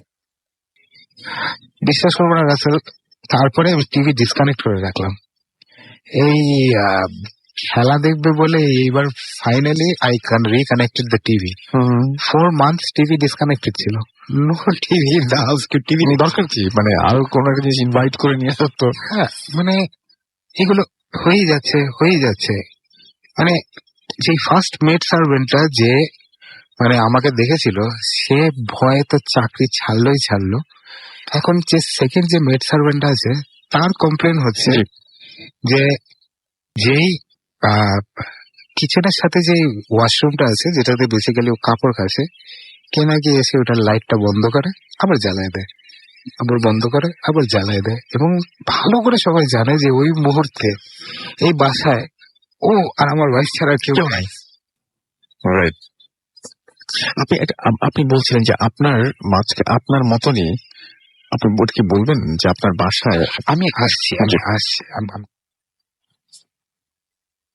তো এইবার আমার সাথে কি হয়, এইটা হচ্ছে গিয়ে জিনিসটা। এটা আবার হচ্ছে গিয়ে 2-3 মাস আগের ঘটনা। ইনফ্যাক্ট মনে হয় এপ্রিলের দিকে, যে হঠাৎ একটা পানির প্রবলেম তো মাঝে মধ্যেই হয় আর কি, পাইপ ফেটে যায়। ইনফ্যাক্ট একবার তো যেটা হলো হচ্ছে গিয়ে তোমার যে চাবি লাগানো, যে তোমার সিস্টারের সাথে যে লাগানো যে কলটা থাকে আর কি, ওইটা একবার ফেটে বেড়ে গেছিল এবং আমরা বাড়ি এসে দেখি যে ফ্লাডেড। তো সেরকম ওখান থেকে হঠাৎ একটা লিক আসে এবং একদিনের মধ্যে সেই লিকটা ভয়াবহ অবস্থায় পৌঁছে যায়। তা আমি ইমিডিয়েটলি প্লাম্বারকে ডাকি, বৃহস্পতিবার ছিল, আমি প্লাম্বারকে ডাকি। প্লাম্বার বলে আমি শুক্রবার দিন জুম্মার পরে আসতেছি, হ্যাঁ চিন্তা করেন না, এসে সবকিছু করে ঠিক করে দেবো। তো বাসার আরেকটা প্রবলেম বা সমস্যা বলতে পারো আছে, সেটা হচ্ছে কি যে প্রত্যেক অ্যাপার্টমেন্টের এই পানি বন্ধ করার চাবিটা স্টপ যেটাকে বলে সেটা নাই। তো একটা উপরে আছে এবং সেইটা বন্ধ করতে গেলে যেটা হয় সেটা সবার বন্ধ হয়ে যায়, সবারটা বন্ধ করতে, তাই জন্য আগাম বলে আসতে হয়। তো আমি এই জন্য প্লাম্বারকে বললাম যে দেখো, তুমি পারলে একটু পানির মধ্যেই কাজ করো। হ্যাঁ, আবার বন্ধ করতে যাবা, আবার 4টা মানুষের 4টা জিনিস, অনেক ঝামেলা, তুমি পারলে কাজ করো। তো আমি আমার ওয়ার্ক স্টেশনে বসে আছি এবং যে কথাটা বলেছিলাম যে আমার এই জায়গাটা থেকে সবকিছু দেখা যায়, হ্যাঁ আমার বাসায় কি হচ্ছে কি না আমি কিন্তু সব দেখতে পারি। আমি এখন ওইভাবেই সিটিং পজিশনটা করেছি, যাতে I see what's happening in my house, I see what shadow moves around where, যাতে আমি দেখতে পাই। এবং ওকে আমি বললাম যে তুমি কাজ করো করে, আমি আবার আমার ওয়ার্ক স্টেশনে চলে গেছি। পুরানো লোক তো, এর পিছনে দাঁড়া থাকার কোনো দরকার নেই। আমি আবার কাজ করছি, ব্রাউজ করছি, কি না কিছু একটা করছি আমি। তো ও কিছুক্ষণ পরে আসে, এসে আমাকে বলে যে স্যার এই উপরের কল বন্ধ করতেই হবে স্যার। আমি করতে হবে, তাহলে একটা কাজ করো, যাও গিয়ে বন্ধ করে আসো, ম্যানেজারে বলে আসো, হ্যাঁ, আর কাজ করতে চলে আসো। আম, দরজাটা খোলাই রাখো, মেন দরজাটা। আমি বললাম যে মেন দরজাটা খোলাই রাখো, এই আমি আবার যেতে পারবো না তোমার জন্য খুলতে, মেন দরজাটা খোলা রাখো, আসো। ঠিক আছে, গুড। আমি কাজ করছি অ্যাজ ইউজুয়াল, অ্যান্ড স্পষ্ট দেখলাম খুব তাড়াতাড়ি 2-3 মিনিটের মধ্যে দরজা খোলার আওয়াজটা পেলাম। এবং আমি স্পষ্ট দেখলাম প্লাম্বারকে, এমদাদকে স্পষ্ট দেখলাম হেঁটে ঢুকে পড়তে আমার ওই থার্ড বাথরুমে, বাথরুমটা নিজের চোখে দেখলেন আপনি একদম। একদম প্রপারলি ঢুকে পড়লো। এই সময় আবার যেটা হয়, বাসা কাজ করলে যেটা হয় না, কিছুক্ষণ পর পর গিয়ে একটুখানি দাঁড়াতে হয়। আমি আবার ইমিডিয়েটলি উঠে গেলাম দেখার জন্য, বা ওকে জিজ্ঞেস করার জন্য যে তুমি ম্যানেজারকে বলেছো টুলেছো নাকি। আমি গেলাম ওখানে, গিয়ে দাঁড়ায় দেখি যে বাথরুমে ইমদাদ নেই। আমি মনে করলাম হয়তো আমার পাশের রুমটাতে, মানে যেটা আমার মায়ের রুম আর কি, আমার পাশের রুমটাতে হয়তো, যেখানে পেন্টিংটা আছে এখনো বাই দ্য ওয়ে, হয়তো পাশের রুমে আছে। হ্যাঁ, আমি পাশের রুমটাও এক নজর দেখলাম, দেখলাম ইমদাদ ওইখানেও নেই। ঠিক ওই সময় রাসেল আমার পেছনে মেন গেটটা খুললো, ইমদাদ ছিলই না আসলে। আসলে আমি তোমাকে বলেছি যে দিনাজপুর থেকে ফিরে আসার সময় আমি অ্যাকচুয়ালি ভূত দেখছিলাম ওর কাছে। বিলিভ মি, আমার তখন না কোনো এরকম ফিলিংই হয়নি। এই for the first time in my life না, still went up my spine. এই জায়গাটা না আমার জাস্ট ঠান্ডা হয়ে গেল। আমি যখন রিয়েলাইজ করলাম যে আমার পেছনে রাইট নাও এক্ষুনি ইমদাদ ঢুকলো, এন্ড প্রথমবার এই বাসায় যাই আছে না কেন তারা আমাকে একটা সাইন দিল। সেকেন্ড আরেকবার আরেকটা ঘটনা ঘটেছে, এটাও তার 5-6 দিনের মধ্যে মাথায়। ওই সেম জিনিস আমার বউ এসে আমাকে বলল যে তুমি একটু বেরো, ও এখন ঝাড় দেবে, মুছবে। আমি লিভিং রুমে এসে বসলাম, টিভি কিন্তু তখনও ডিসকানেক্টেড বাই দ্য ওয়ে। আমি লিভিং রুমে এসে কিছুক্ষণ বসলাম, তারপরে একটুখানি পানি পিপাসা লাগলো, তো আমি কিচেনের ফ্রিজে গেলাম পানি খাবো। ফ্রিজ খুলছি, পানি খাইতেছি, স্পষ্ট আমি বুঝলাম যে মেড সার্ভেন্ট কিচেনে ঢুকলো আমার পেছনে, এবং চোখের সাইড দিয়ে আমি স্পষ্ট বুঝতে পারলাম যে ও গিয়ে মানে কিচেনের বাথরুমের দরজাটা খুলে ওর মধ্যে ঢুকে গেল। আওয়াজ, দরজা খোলা, এগুলো কিন্তু আমি আমার সাইড অফ দ্য আই দিয়ে যতটুকু দেখা যায় দেখতে পাচ্ছি। আমি ততক্ষণ পানি খাচ্ছি, আর পানির বোতলটা বন্ধ করে ফ্রিজটা আটকে বেরোয় আসলাম, এই ভেবে যে এতক্ষণে তো ঘর মোছা হয়ে গেছে, সবকিছু হয়ে গেছে, যাই আমি আবার ব্যাক টু মাই রুম। সামনে ওখানে গিয়ে আমি থমকে দাঁড়ায় গেলাম। ঘর মুছছে তখন ওখানে। তখন পর্যন্ত আচ্ছা আচ্ছা আচ্ছা আচ্ছা আচ্ছা আচ্ছা আচ্ছা আমি জানি না ওটা কে ছিল বা কি ছিল যে আমার পিছন দিক দিয়ে হেঁটে এসে আস্তে করে ঢুকে গেল বাথরুমের মধ্যে। ইম্পসিবল ব্যাপার একটা। I know nothing. আমি আসলে ভীষণ ভীষণ কনফিউজড। আমি কনফিউজ, তার কারণ হচ্ছে গিয়ে যে যতবারই আমরা এই বাসাটা ছাড়ার চেষ্টা করি, এখন এই পয়েন্টটাতে আসছেন, হ্যাঁ, যতবারই আমরা এই বাসাটা ছাড়ার চেষ্টা করি ততবারই কিছু না কিছু একটা এমন বিপত্তি আসে বা এমন একটা ঘটনা ঘটে, আপনি না অনেকেই আসছে ওটাতে, যে আমি বাসা ছাড়তে পারি না। যেমন কিছুদিন আগে একটা বাসা দেখলাম, সবকিছু পছন্দ হলো, ভদ্রলোক আমাকে বললেন যে এটা তোমার ছেলের ছিল, আমেরিকায় থাকে, জীবনে আর ফিরবে না, হ্যান ত্যান, অনেক কথাবার্তা, অনেক কিছু, তুমি আমার ছেলের মতন হাবি যাবি, অনেক কিছু বললো। 10-15 ডেজ পরে আঙ্কেল তাহলে আপনার সাথে কথা হবে। 15 ডেজ পরে উনি আমাকে ফোন করে বললেন যে আমার ছেলে ফেরত আসতেছে। I am so sorry. আচ্ছা, কথাই না, একদমই না। ওকে, আরেকবার আরেকটা দেখলাম, পছন্দ হলো ওরকম করে। ওমা, 5-10 দিনের মধ্যে আমার সাথে সব কথা হয়ে গেছে, সে আর একটু এক্সট্রা ভাড়া পেয়ে গেছে, দিয়ে দিয়েছে আরেকজনকে। এবং আমাকে বলছে যে আপনি কি করতেন, ওনাদেরকে তো ইমিডিয়েটলি ছেড়ে দিতে বলেছেন, ওনারা আমার কাছে এসেছেন, আমি ভাবলাম যে অ্যাটলিস্ট আপনার তো একটা জায়গা আছে, ওনাদের তো 10 দিনের মধ্যে ছেড়ে দিতে হবে। আল্লাহ। আমি দিয়ে দিলাম ওনাদেরকে, আপনি আমার জায়গায় হলে কি করতেন। থার্ড টাইম যেমন মানে একটা মেডিকেল এমার্জেন্সি হলো, মানে শিফটিংটা বারবার করে পিছিয়ে যাচ্ছে। এবং আমি কিন্তু এতদিন ধরে এইটাই মনে করছি যে এই সবকিছু আমার সাথে হচ্ছে। হ্যাঁ, এই ক্যারিয়ারে আপস ডাউনস যাই বলো, এগুলো সব আমার সাথে হচ্ছে। এগুলো মানে আই এম দা ওনলি আর কেউ না। পারসন, হ্যাঁ, আর কেউ নেই এখানে। কি জাস্ট ফিউ ডেজ ব্যাক আমার এটা খুব নিচে যে ইন্টারেস্টিং। নেবাররা আছে, 11:30 তখন রাত, হঠাৎ আমাকে ফোন করলো, কৌশিক তাড়াতাড়ি নিচে আসো, তাড়াতাড়ি নিচে আসো। ওনারা একটু বয়স্ক আর একটু ডিপেন্ড করে আমার উপরে, সত্যি কথা তো। হ্যাঁ, তাড়াতাড়ি নিচে আসো।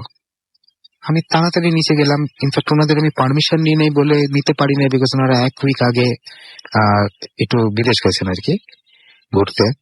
আমি পারমিশন নিয়ে নেই বলে আমি বলতে পারবো না ঘটনাটা।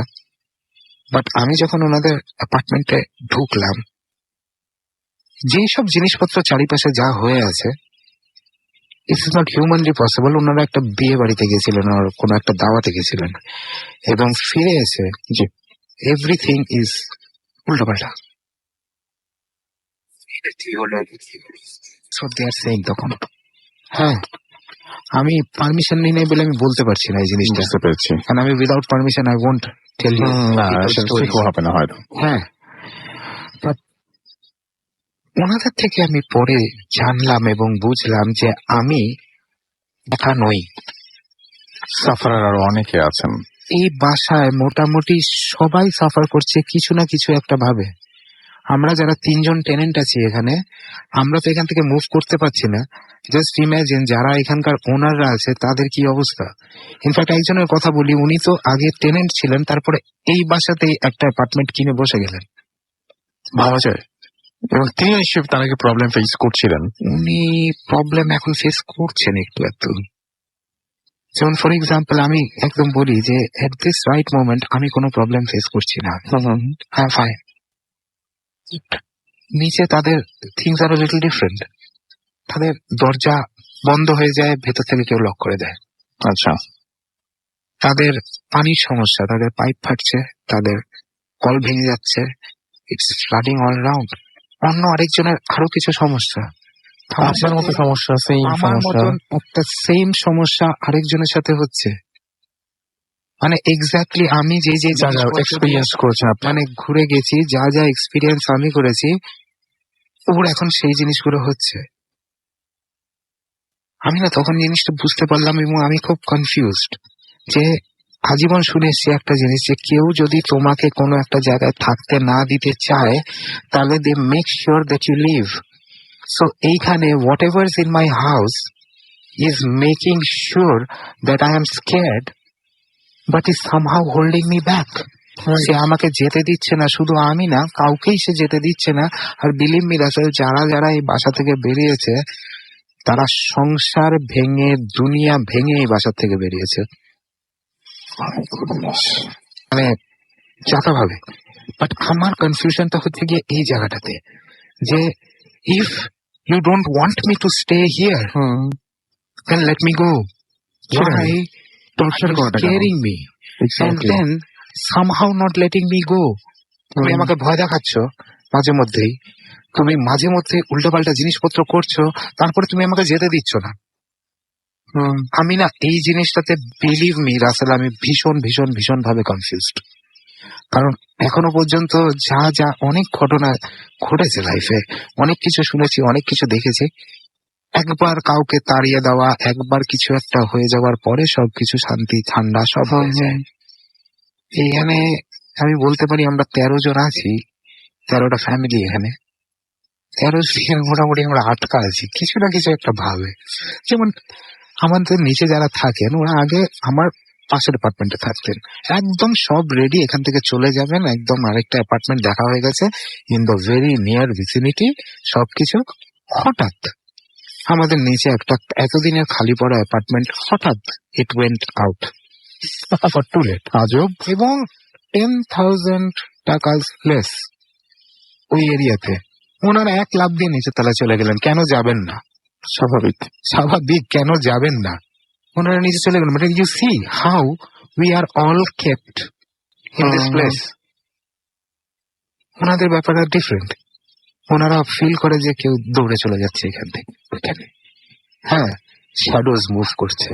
আরেকজন এই জিনিসটা দেখেছে, শ্যাডোজ মুভিং হিয়ার দেয়ার। কেউ কথা বলতে কেন চায় না জানো তো? যে কথা বলা মানেই হচ্ছে গিয়ে আমি নিজেকে প্রুভ করছি যে আমি সুপারস্টিশিয়াস। একদম। হ্যাঁ, আমি অন্ধবিশ্বাসী, আমার মধ্যে কোনো সায়েন্টিফিক বেন্ট নেই। হ্যাঁ, এই জন্য কেউ কথা বলে না।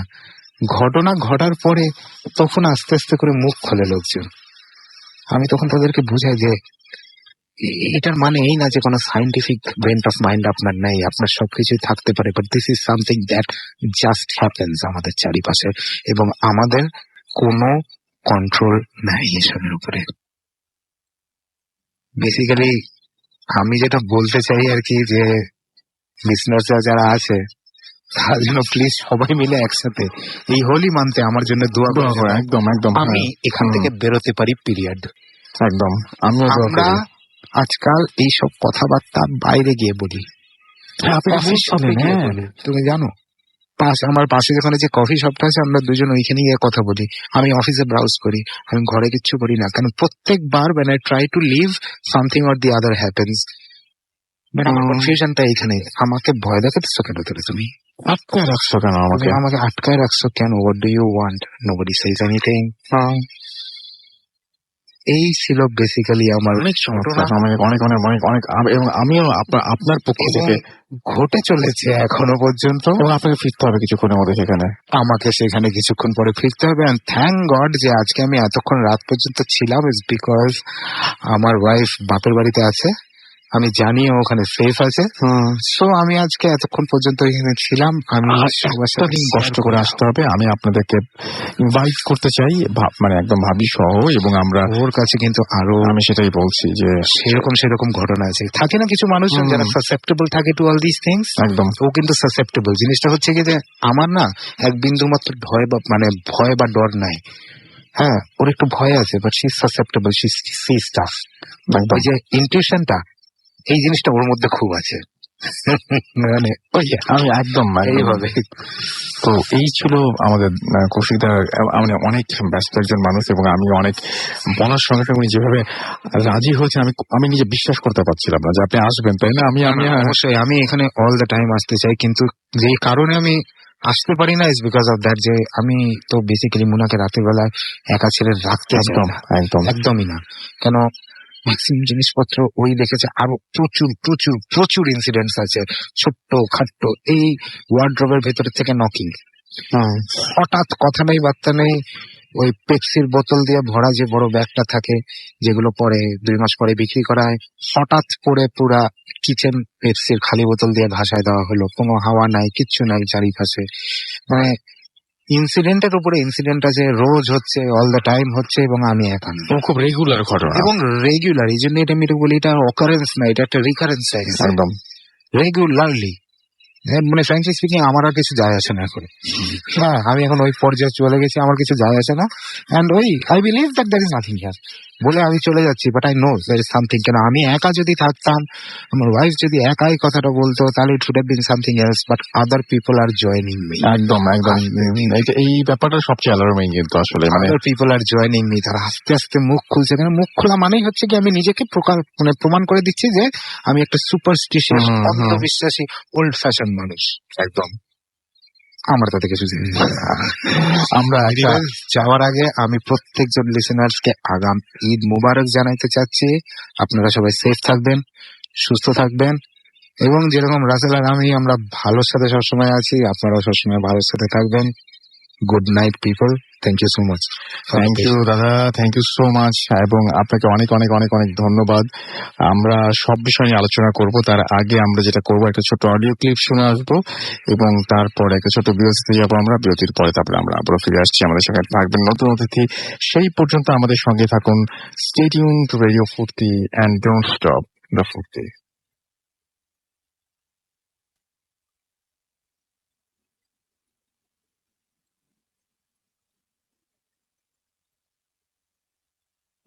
আমার নাম রঙ্গিতা। আমার কলকাতা থেকে, আমি ইন্ডিয়া থেকে বলছি। আমি আমার ভাবনা সরাসরি বেড়াচ্ছি। আসলে ভাই আমার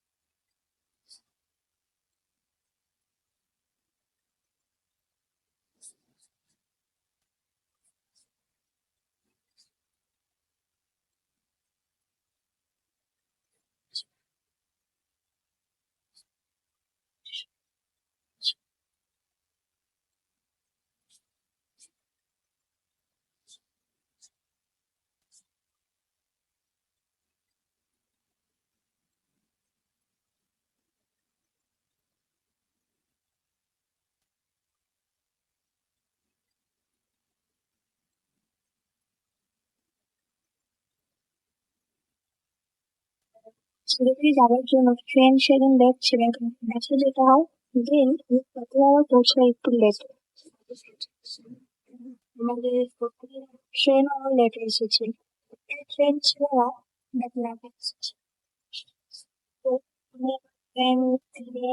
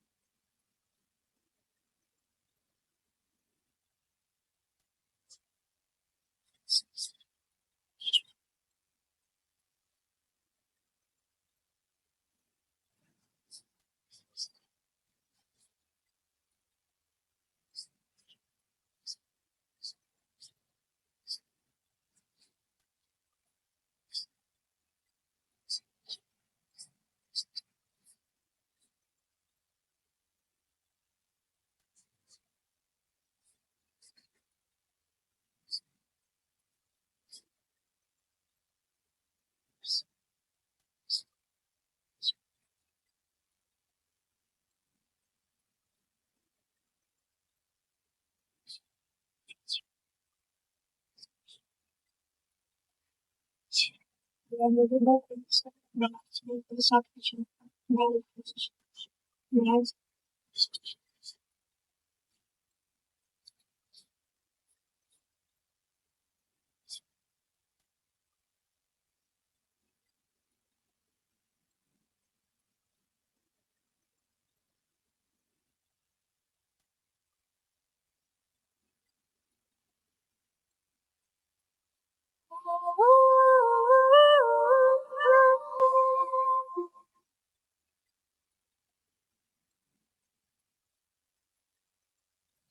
ওয়েলকাম ব্যাক। ঘড়িতে সময় রাত 1:21 শুনছেন সবসময় রেডিও 48.2 FM।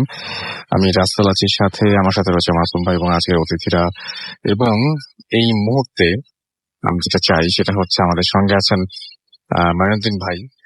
তার একটা ছোট্ট ঘটনা আছে, সেই ঘটনাটা আমরা একটু আপনাদের কাছে শোনাতে চাই। আর এরপর যদি সময় হয় আমরা একটা ইমেইল পড়বো, খুবই অন্যরকমের ইমেইল, যদি সময় হয় তাহলে। ঠিক আছে ভাইয়া। 21শে রমজানের রাত্রে তারাবি শেষে একজন ভদ্রলোক আমার কাছে আসেন এবং ওনার বাসা আমাকে নিয়ে যান। উনি আমাকে ওনার বাসা নিয়ে যে ঘটনাটা বলেন, যে সমস্যাটার কথা, ওনার আম্মা 5 রমজানে মারা যান। তো ওনার আম্মা মারা যাওয়ার পরে ওনার আম্মু যে ঘরটাতে ইবাদত করতেন, যে ঘরটাতে থাকা হতো, সেটা ছিল ছাদের উপর একটা রুম নিয়ে। তো রাত্রে 11টা থেকে নিয়ে ফজর পর্যন্ত সেখানে ওনার আম্মু থাকতো এবং ইবাদত বন্দেগী করতো, আর সারাদিন নিচেই থাকতো। তো ওই ঘরটাতে কাউকে প্রবেশ করা দেওয়া হতো না, উনি একাই সেই রুমটাতে ওনার থাকা হতো। তো ওনার মা যখন মারা গেছেন 5 রমজানে, সেই রাত্রিতে তারাবি শেষ করে ওনার ছেলে যেটা আমার কাছে আসছিল নেওয়ার জন্য, উনি ওই ঘরটাতে গিয়ে দেখেন তালা খুলে, ঘরটাতে কোনো কিছুই না, শুধু একটা কোরআন জায় নামাজ বিছানো আছে, কোরআন শরীফ রাখা, একটা তসবিদান আছে, আর কোনো কিছুই না। তো উনি কোরআনটা খুলে তেলাওয়াত করেন, পড়েন কিছুক্ষণ। এরপর সেখানে উনি রাত্রে 1টার দিকে তাহাজ্জুদ নামাজ পড়ার জন্য, সালাতুত তাহাজ্জুদ নামাজ পড়বার জন্য উনি দাঁড়ান সেখানে। তো উনি যখন নামাজ পড়তে দাঁড়ান, উনি বলতেছে যে আমি নামাজের নিয়ত বাঁধলাম, বাঁধার পর সূরা পড়তেছি, সেই মুহূর্তে আমার কাছে খুব ফুলের খুশবু, খুব আতর মতো ফুলের খুশবু মতো খুব বের হয়ে দিয়েছে। তো সেই মুহূর্তে উনার নাকি ভয় হয়, উনি ভয় পাইতেছেন যে এরকম খুশবু তো কোরআন তেলাওয়াত করলাম, অনেকক্ষণ ছিলাম, এরকম খুশবু ছিল না। নামাজে দাঁড়ানোর সময় কোন খুশবু আসলো, ওনার ভিতরটা খুব ভয় লাগতেছে, শরীরটা ভারবার লাগতেছে। ওই নামাজের নিয়ত অবাধা অবস্থাতেই উনি পিছনের দিকে তাকালেন, ওনার ভয়। তো উনি পিছনের দিকে তাকিয়ে দেখেন যে সবুজ পাগড়ি পরিহিত মাথার মধ্যে নামাজ কাতারে সবা এরকম পিছনে অনেকগুলো নামাজের জন্য দাঁড়িয়েছে, কিন্তু কারো শরীর দেখা যাচ্ছে না, শুধু মাথাটা আর সবুজ পাগড়ি পরা, শুধু মাথাগুলো এভাবে সারিবদ্ধভাবে দাঁড়ানো, তার সাথে নামাজে দাঁড়িয়েছে। উনি তো এটা দেখে উনি বেহুশ হয়ে গেছেন। পরবর্তীতে ওনাকে নিয়ে গিয়ে একজন ইমাম সাহেবের দ্বারা ঝাড়ফুঁক করালেন। যখন ঝাড়ফুঁক করানোর পরবর্তীতে ওনার শরীর খুব অসুস্থ থাকে, এবং প্রতিটা রাত্রি থেকেই ওনার ওই সমস্যাটার পর থেকেই উনি ওনার বাসার যে ঘরটাতে থাকেন নিচের তলায়, সেই জালনা দিয়ে শুধু একটা মাথা, সেই সবুজ পাগড়ি পরিহিত সেই মাথাটা রাত্রে 1টার দিকে তার কাছে এসে তাকে ডাকে, মিলন নামাজে আসো। উনি শুধু এই আওয়াজটাই পাইতে থাকে। পরবর্তীতে সমস্যার পর থেকে উনি যখন দোতলায় ছাদ উপরে যান না, ওই রুমটাতে যখন থেকে বন্ধ করে দিয়ে আসছেন, এরপর থেকে উনি শুধু ওনাকে এই কতরের রমজানের মধ্যে ওনাকে ডাকা হয়েছে, মিলন নামাজে আসো। তো উনি এই ভয়ে আর ইটাতে যান না। পরবর্তীতে আমাকে যখন ওনার বাসা নিয়ে গেলেন, তো বললাম ঠিক আছে, আসেন আপনার আম্মুর ঘরে আমরা বসবো। আপনার ঘরে বসবো না, আপনার যে ঘরটাতে সমস্যা, যে ভয় আপনি পাইছেন, সেই ঘরটাতে আমরা গিয়ে বসে আমরা কথা বলি এবং দেখি কি সমস্যার সমাধান করা যেতে পারে। তা আমরা সেই ঘরটাতে বসলাম, বসে কথা বলতেছি। আমি টাইম পাস করতেছি যে একটা বাজুক, আমি সেই জিনিসটাকে দেখতে চাই। সবুজ পাগড়ি পরিহিত মাথাটা শুধু দেখা যায়, শরীর দেখা যায় না, সে কি রকমের জিনিসটা হতে পারে সেটা আমি দেখার জন্য শুধু তাদের সাথে কথা বলে যাচ্ছি। সেখানে একটা জিনিস দেখা গেল যে রাত 1টা বাজে, কারো তো কোনো প্রবেশ নেই, কিন্তু মিলন ভাই যিনি, উনি পরিবর্তন হয়ে গেলেন। উনি হঠাৎ কথা বলতে আমাকে বলতে লাগলেন, আসসালামু আলাইকুম ভাইয়া, আপনার কখন আসছেন, আপনি ভালো আছেন? উনি আমাকে এই কথাটা বলতে লাগলো। তা এই কথা বলার পরে ওনার ছোট ভাই যে ছিল, ওনাদের পরিবারে অনেকজন ছিল, উনি ওনার ছোট ভাইকে খুব জোর একটা চড় মারলেন এবং বললেন, এই তুমি ওযু ছাড়া ঘরে প্রবেশ করলা কেন? তুমি এক্ষুনি বের হয়ে যাও, এখানে ঢুকতে হলে অজু করে আসতে হবে, অপবিত্র অবস্থায় ঢুকবান। উনি এই কথাটা বললেন যে অপবিত্র অবস্থায় এখানে ঢুকবা না, তুমি অজু করে আসো। খুব জোর একটা চড় মারলেন, তারপরে ধমক তাড়ি দিলেন তার ছোট ভাইকে। তখন আমি বললাম ঠিক আছে ভাইয়া, আপনি বের হয়ে যান, বাকি বিষয়টা আমি দেখতেছি। উনি হয় সবকিছু পরিবর্তন, মিলন ভাইয়ের সবকিছু পরিবর্তন হয়ে গেছে, কথা সবকিছু উলট পালট, সবার সাথে সব উলট পালট কথা বলতেছে। তখন আমি বলছি, দেখেন আমি যদি এই ঘরটা ভাড়া দিয়ে দেই, মা তো চলে গেছেন, এই রুমটা তো খালি থাকবে, এই ঘরটা ভাড়া দিয়ে দিব যেন সমস্যা না হয়। তখন বলছেন না, এই ঘরটা এরকমই থাকবে, আমরা থাকবো, আপনি আসবেন, আপনার জন্য দরজা খোলা, আপনি আসবেন, এসে সেখানে নামাজ পড়ে ইবাদত করবেন, তাদের নিয়ে দোয়া আয়োজন করবেন। এই ঘর ভাড়া কোনোদিন হবে না, এই ঘর ভাড়া দেওয়া যাবে না, এই ঘরটাতে কখনো ভাড়া ঢুকবে না, এই ঘরটা এরকমই থাকবে। তারপরে আমি মিলন ভাইকে বললাম, ঠিক আছে তোমরা ঠিক এখন চলে যাও, আমি ঈদের পর আসবো নি, এসে এটার সমাধান আমি দেখবো নি কি করা যেতে পারে। তো সেদিন আমি ওইভাবে মিলন ভাইকে রাখলাম। পরে আপনি আবার যাবেন। অজ্ঞান হয়ে গেছিল। আচ্ছা আচ্ছা আচ্ছা। মিলন ভাইয়া অজ্ঞান হয়ে গেছিল, পড়ে গেছিল, বেহুশ হয়ে গেছিল। পরবর্তীতে তাকে যখন উঠালাম, উনি কিছুই বলতে পারেন না। উনি যে আমার সাথে এরকম ব্যবহার করলো, এরকম কথা বললো, উনি কিছুই বলতে পারেন না। আমি মিলন ভাইয়াকে বলে আসছি, পরে আবার দেখা হবে ইনশাআল্লাহ। Thank you so much, thank you. আমরা সময় যেহেতু কম, আমরা চলে যাব পরবর্তী ঘটনায়। আমাদের এখানে একটা ইমেইল আছে, সেই ইমেলটা আমরা পড়বো এবং সেই ইমেলটা যেভাবে লিখেছেন আমরা সেভাবেই পড়ছি। হ্যালো রাসেল ভাই, প্রথম টিম, শুরুতে কিছু কথা। আমি সৌম্য ভট্টাচার্য, থাকি কলকাতার কালীঘাটে। তাতে তিনি তার মোবাইল নাম্বার দিচ্ছেন। প্রথম শোনা শুরু করেছিলাম 2011-তে এবং বছরের এই 11 সালের কোনো একটা মাঝামাঝি সময় এক বন্ধুর থেকে জানতে পারা এবং শোনার শুরু। শুনতে শুনতে 6টা বছর কেটে গেল, কোথা দিয়ে বুঝতেই পারলাম না। এখন রোজ রাতে ভূত এফএমের বিভিন্ন পুরনো এপিসোড গুলো ঘুমানোর ওষুধের কাজ করে। এক অদ্ভুত এডিকশন হয়ে গেছে, মাঝে মধ্যে লাইভও শুনে থাকি। এবং তিনি তারপরে বলছেন যে কৌশিক দাকে ফিরিয়ে নিয়ে আসতে। কৌশিক দা আজকে এসেছিলেন এবং আপনিও ঠিক একই সময় বলেছেন, খুবই অদ্ভুত ব্যাপার। আশা করছি যে আপনি অনেক এনজয় করেছেন তার ঘটনাগুলো। মারাত্মক ঘটনা ছিল কৌশিক দার প্রত্যেকটা ঘটনা, এবং আপনিও তাই লিখেছেন যে কৌশিক দা এক্সেপশনাল স্টোরি টেলার। আমি এগ্রি করি আপনার সাথে। এবং তিনি হচ্ছেন ভূত এফএমের তিনি সেরা। এবং আমার নিজের প্যারানর্মাল বিষয়ে আগ্রহ মানে চিরকালের। এখন চাকরি করি কলকাতা শহরে বেশি, কিন্তু এক সময় চার্টার্ড অ্যাকাউন্টেন্সি পড়ার সময় অডিটের কাজে অনেক জায়গায় যেতে হতো। সব যে কাজে খুব মানে লোকালয়ে সেটাও না, ট্রাভেল করার একটা শখ আছে, আমার ট্রাভেলিং এর শখ আছে। তাই আমার নিজের অভিজ্ঞতার ঝুলিও বেশ ভরা। পুরলৌকিক বিষয়, পারলৌকিক বিষয় এবং মানে এই সমস্ত জিনিস নিয়ে আমার অনেক আগ্রহ আছে। যাই হোক, একটা ঘটনা এবার তিনি শেয়ার করেছেন। সময়টা 2016, গ্রাজুয়েশন এবং পোস্ট গ্রাজুয়েশন করে চার্টার্ড অ্যাকাউন্টেন্সি পড়ছি। একটা অডিট ফার্মে চাকরি করি। অনেক জায়গায় অডিট করতে যেতে হয়। একবার সেরকমই একটা অডিটের কাজে পৌঁছালাম ওয়েস্ট বেঙ্গলের আসানসোলের রানীঘাট এলাকার এক কয়লা খনি অঞ্চলে, যাকে বলে মানে একদমই প্রত্যন্ত একটা অঞ্চল। খনি অঞ্চল থেকে একটু দূরেই থাকার ব্যবস্থা অডিটরদের। বিরাট বড় এলাকা এবং বিরাট বড় সেই এলাকা জুড়ে সেই কোলফিল্ড এবং কোলফিল্ডের থাকার ব্যবস্থা, বা যারা কাজ করেন সেখানে তাদের থাকার বন্দোবস্ত।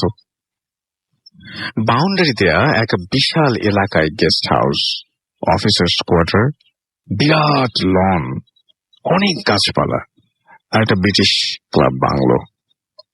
সবটা একটা বাউন্ডারির মধ্যেই। আর বাউন্ডারির বাইরে গাছপালা, ঝোপঝাড়, জঙ্গল। শুধু মেইন গেটের এন্ট্রান্সের দিকে বাইরে রাস্তা। গেস্ট হাউস, অফিসার্স কোয়ার্টার আর ব্রিটিশ ক্লাব বাংলো সব দূরে দূরে। দিন সাথে থেকে থাকতে হবে এখানে। সোজা কলকাতা থেকে ওখানে খনি অঞ্চলের অফিসে পৌঁছেছি এবং সন্ধ্যা নাগাদ আমরা বেরোলাম সেখান থেকে। সূর্য তখন ডুবে গেছে। অফিস থেকে থাকার জায়গা যেটা ঠিক করা হয়েছে সেখানে পৌঁছালাম। গেস্ট হাউস থেকে অফিসার্স কোয়ার্টারের দূরত্ব প্রায় 1.5 কিলোমিটার। অনেকটা পথ, যার মাঝামাঝি পড়ে ইংরেজি আমলের ক্লাবটা। একদম ফাঁকা, গা ছমছমে এক নির্জন বন জঙ্গলে ঘেরা এক জায়গা। ওখানে ইলেকশন ডিউটিতে আসা অফিসার্সদের জন্য গেস্ট হাউস বুক করা থাকে। আমার থাকার ব্যবস্থা হলো ক্লাব বাংলোতে। টাইপিক্যাল ব্রিটিশ বাংলো দেখলেই মানে ঢুকলেই লম্বা হল, তার দুই দিকে তিনটা করে 6টা ঘর, সাদা ফিনফিনে পর্দা ঘরের সামনে, সব দরজা খোলা। আমি থাকবো হল দিয়ে সোজা হেঁটে গিয়ে একটা বড় মাস্টার বেডরুমে, যেটা বাংলোটার 7 নম্বর ঘর। 2 তলা বাড়িটার ওপরের তলা একটা লন টেনিস কোর্ট। ঢুকলেই একটা মানে অস্বস্তি হচ্ছিল প্রথম থেকেই। পরিবেশটা বাধ্য হয়ে মানে বেশ বেশি রকমের গা ছমছমে। তাই হলের সব কটা লাইট জ্বালিয়ে দিলাম পৌঁছেই। 8টা নাগাদ কেয়ারটেকারের খাবার দিতে এলো। দেখলাম লোকটা গেটের বাইরে থেকে খাবার আমার হাতে ধরিয়ে দিয়ে চলে গেল। কিছুতেই ভেতরে আসতে চাইছিল না। তারা আছে অজুহাত দিয়ে বেশ তাড়াহুড়া করে, মানে খুব তাড়া আছে এরকম একটা ব্যাপার দেখে সে চলে গেল। তখন বুঝিনি ব্যাপারটা এবং খেয়ে দিয়ে একটু কাজ করতে বসলাম। 10:40 নাগাদ প্রথম ফিলিংটা এলো। মনে হলো হলে কিছু বাচ্চা দৌড়াদৌড়ি করছে। লাফিয়ে উঠলাম। আমি নিজে মেইন গেট বন্ধ করে এসেছি। এত রাতে এতগুলো বাচ্চা কোথা থেকে এলো? 4 থেকে 5টা বাচ্চা দৌড়াদৌড়ি করছে এবং হেসে হেসে খেলা করছে, ঠিক যেরকম মানে শব্দ হয় তারা খেলাধুলা করার সময়, সেরকম কিছু শব্দ আসছে। ঘরের দরজা খুলে হলে গেলাম। না, কোথাও কেউ নেই, হল ফাঁকা। কিন্তু মনে হলো একটা ছোট বাচ্চা যেন পাশের একটা ঘরে ঢুকে গেল দৌড়ে। পাশের সারি দিয়ে ফাঁকা ঘরগুলো উঁকি মারতে সাহস হলো না। সাদা হাওয়া দোলা পর্দাগুলো দুলছে, যেন তারা হাতছানি দিয়ে ডাকছে আমাকে। আগেই বলেছিলাম গা ছমছমে ভাবটা আমার ঢোকা থেকেই ছিল। চলে এলাম আবার ঘরে। 1.5 ঘন্টা কাজ করলাম, আরো আস্তে আস্তে শোয়ার চেষ্টা করছি। হঠাৎ উপরে লন টেনিস থেকে টেনিস বলের আওয়াজ। এবার সারা শরীরে একটা ঠান্ডা স্রোত পড়ে গেল। চুপচাপ 5 মিনিট বসে কান পেতে রইলাম। ঠিক শুনছি তো? হ্যাঁ, ঠিক শুনছি। 2টো মানুষ টেনিস খেলছে এবং তারা খেলে যেরকম শব্দ হয় সেরকমই শব্দ আসছে ফ্লোর থেকে। ফোন করলাম পাশের গেস্ট হাউসের কেয়ারটেকারকে। ফোন বেজে চলেছে। এরকম পরিবেশে একটা বাড়িতে রাতে একা থাকলে মানে অকারণেই ভয় করতে পারে। কিন্তু কানে যেটা শুনেছি সেটা কি, সাহস আমার বরাবরই একটু বেশি, তাই অ্যাভারেজে এবং সেটা অ্যাভারেজ থেকে অনেক বেশি। এবং সেই কারণে আমি দরজা খুললাম, ধীরে ধীরে উঠে গেলাম সিঁড়ি দিয়ে এবং ধীরে ধীরে উঠে গেলাম সিঁড়ি ঘরে। শেষ সিঁড়িটা যখন ক্রস করে উপরের তলায় পৌঁছেছি, সেখানকার লাইটটা জ্বালালাম এবং তখন যা দেখলাম সেটা দেখার জন্য আমি প্রস্তুত ছিলাম না। আমার সারা শরীর শক্ত হয়ে গেল। কোনো লোক নেই, কিন্তু একটা বল উল্টো দিকের কোর্টের শেষের দিকে ছোট ছোট লাফিয়ে যাচ্ছে। মানে মনে হচ্ছে কেউ মনে হয় জাস্ট খেলা শেষ করছে বা বলটা ছেড়ে দিয়েছে এবং খেলা থামিয়ে দিয়েছে তাকে দেখে, এরকম একটা ব্যাপার। বলটা মানে থামিয়ে দিয়ে চলে গেছে, বলটা একা গড়িয়ে যাচ্ছে এবং তার মুভমেন্ট পুরোপুরি থামেনি তখনও। মিনিট খানেক লেগেছিল নিজেকে সামলে নিতে। এক ঝটকায় ঘুরেই সিঁড়ি দিয়ে লাফিয়ে নামতে লাগলাম। একসাথে 2-3টা করে সিঁড়ি। এরপর পেছনে বলের আওয়াজ শুরু।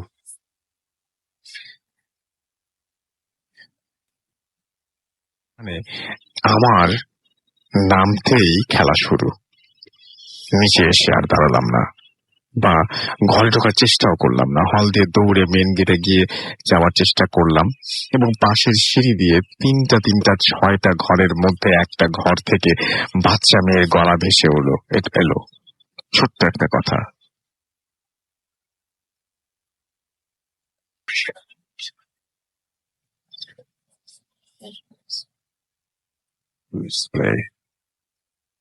বার 2 শুনলাম মেইন গেটে পৌঁছানোর আগে।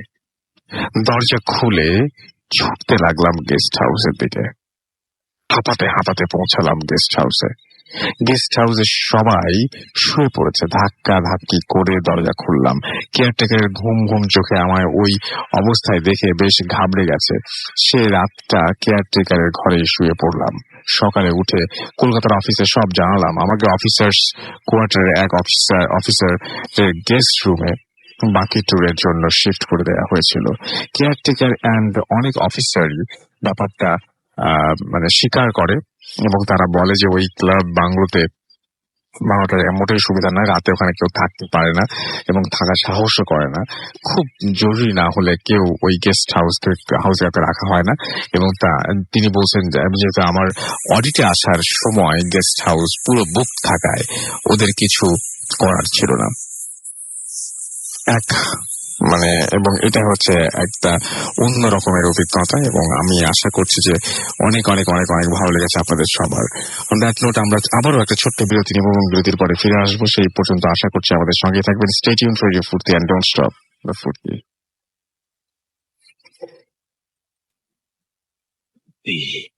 এই তো সময় ফিরে আসা, স্বপ্ন যাবে বাড়ি আমার, এই সময় ফিরে। প্রিয়জনের সাথে ঈদ কাটুক অপার আনন্দে, আর সেই আনন্দ আরেকটু বাড়াতে গ্রামীণ ফোন দিচ্ছে যে কোনো ইন্টারনেট প্যাকে 20% বোনাস। বিস্তারিত জানতে ভিজিট www.graminphone.com। সবাইকে ঈদের শুভেচ্ছা। গ্রামীণ ফোন। এই তো সময় ফিরে আসা, স্বপ্ন যাবে বাড়ি আমার, এই সময় ফিরে। প্রিয়জনের সাথে ঈদ কাটুক অপার আনন্দে, আর সেই আনন্দ আরেকটু বাড়াতে গ্রামীণ ফোন দিচ্ছে যে কোনো ইন্টারনেট প্যাকে 20% বোনাস। বিস্তারিত জানতে ভিজিট www.graminphone.com। সবাইকে ঈদের শুভেচ্ছা। গ্রামীণ ফোন। এই ঈদে স্যামসাং গ্র্যান্ড ইনভাইট এভরিডে। যে কোনো স্যামসাং স্মার্টফোন কিনে প্রতিদিন জিতে নিতে পারেন রাশিয়া, ইজিপ্ট, মালদ্বীপ, শ্রীলঙ্কা সহ যে কোনো 7টি এক্সোটিক ডেস্টিনেশনে কাপলস ট্রিপ। থাকছে 10,000 টাকা পর্যন্ত নিশ্চিত ক্যাশব্যাক। আরও আছে গ্রামীণ ফোনের ইন্টারনেট বান্ডেল অফার ও নির্দিষ্ট মডেলে অরিজিনাল স্যামসাং অ্যাক্সেসরিজ।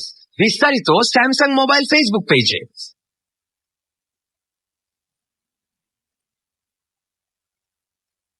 এই তো সময় ফিরে আসা, স্বপ্ন যাবে বাড়ি আমার, এই সময় ফিরে।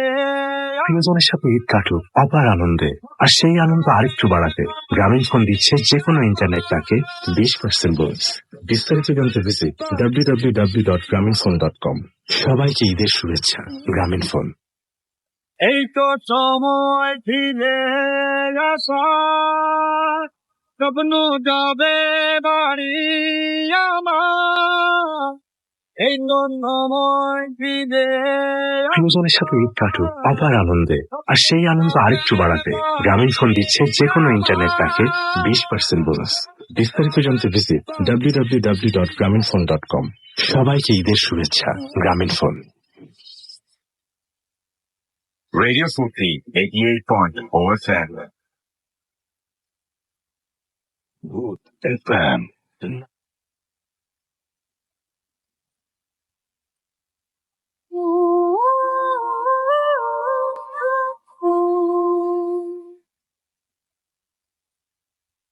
আরো একবার আপনাদের সবাইকে স্বাগত জানাচ্ছি। আপনারা যারা যে যেখানে আছেন সবাইকে অনেক অনেক অনেক অনেক শুভেচ্ছা। অনেকে হয়তো সেহরি খেতে এই সময় উঠেছেন, অনেকে হয়তো এই সময় বেরিয়েছেন বাসা থেকে সেহরি খাওয়ার জন্য, বাইরে কোথাও খাবেন, অনেকে হয়তো যাচ্ছেন আপনজনের উদ্দেশ্যে।